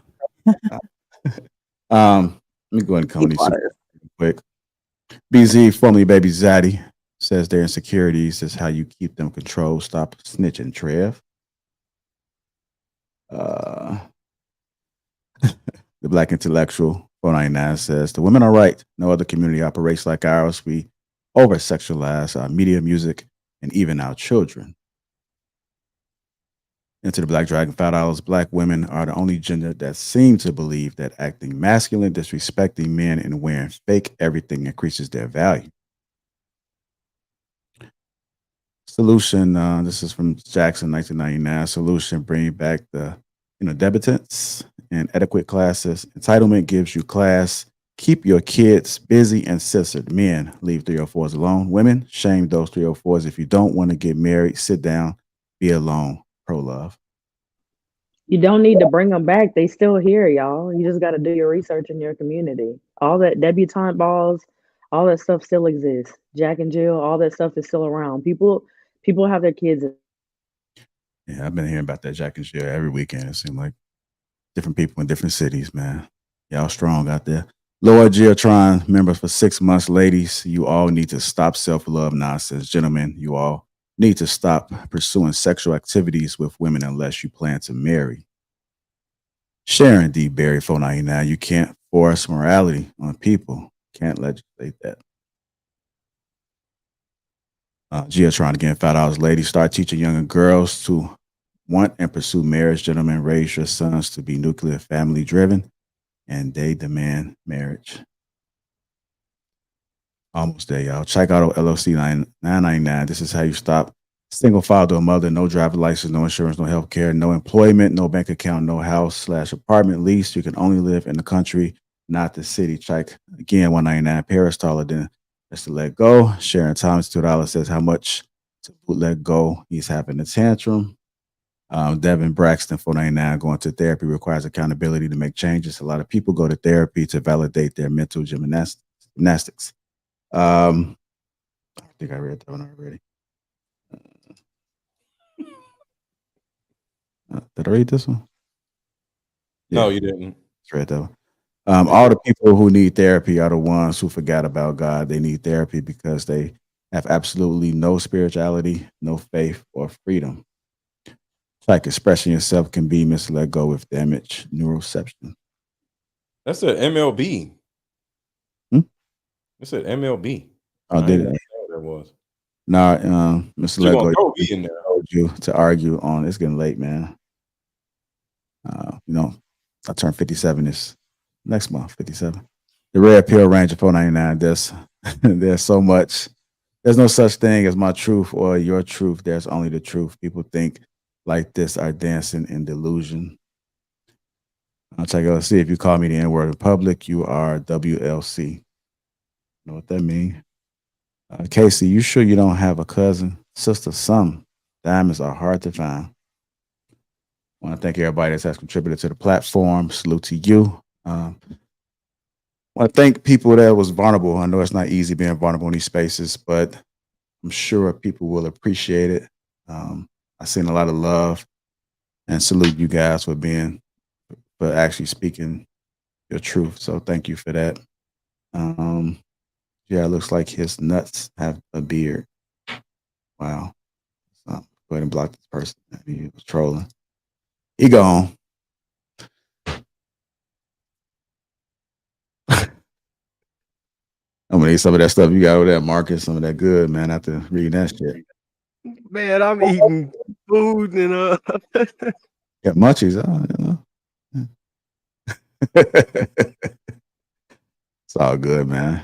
Well, I want to thank everybody, man. Let's make sure we support each other. Trev, you good over there, brother? I'm doing well. Okay, man. What's y'all doing? If y'all have some numbers before the show, let me know. Do you go to bed in Nah, your I sunglasses? was laughing at that joke you just read, man. My bad. I didn't even see it, but when you read it out, I just was bugging, man. Everybody laugh? I thought they was talking about me. I don't know. I got a beard too. They could have been talking about me. It might not man, have I been. cannot grow a beard. I don't know what it is. I can grow Hey, a top. I can't grow none here. I got something for that pause, but you know what I mean. I never cut my mustache. I'm not gonna say it on here because I'm not gonna shortstop. You know what I mean? I never ever shave my top lip. This shit been stuck since 12. That's part of the problem. That's part of the problem. That's part of the problem. No arm hair, no leg hair, no chest hair, no face. Just this goatee that I never cut either. This is 30-something years. All right, y'all, man. I mean, y'all make sure y'all take care of yourself, man. Let's make sure we uplift each other in prayers before we go to bed tonight, man. Thank you, guys. Hit the like button on the way out, family. Shout out to the sponsor again, Teach Hanley, and we out, y'all. We are It's a good one. Good night. Boom, Good morning. That should have gave me a beard at 13. Love y'all. Bye, y'all.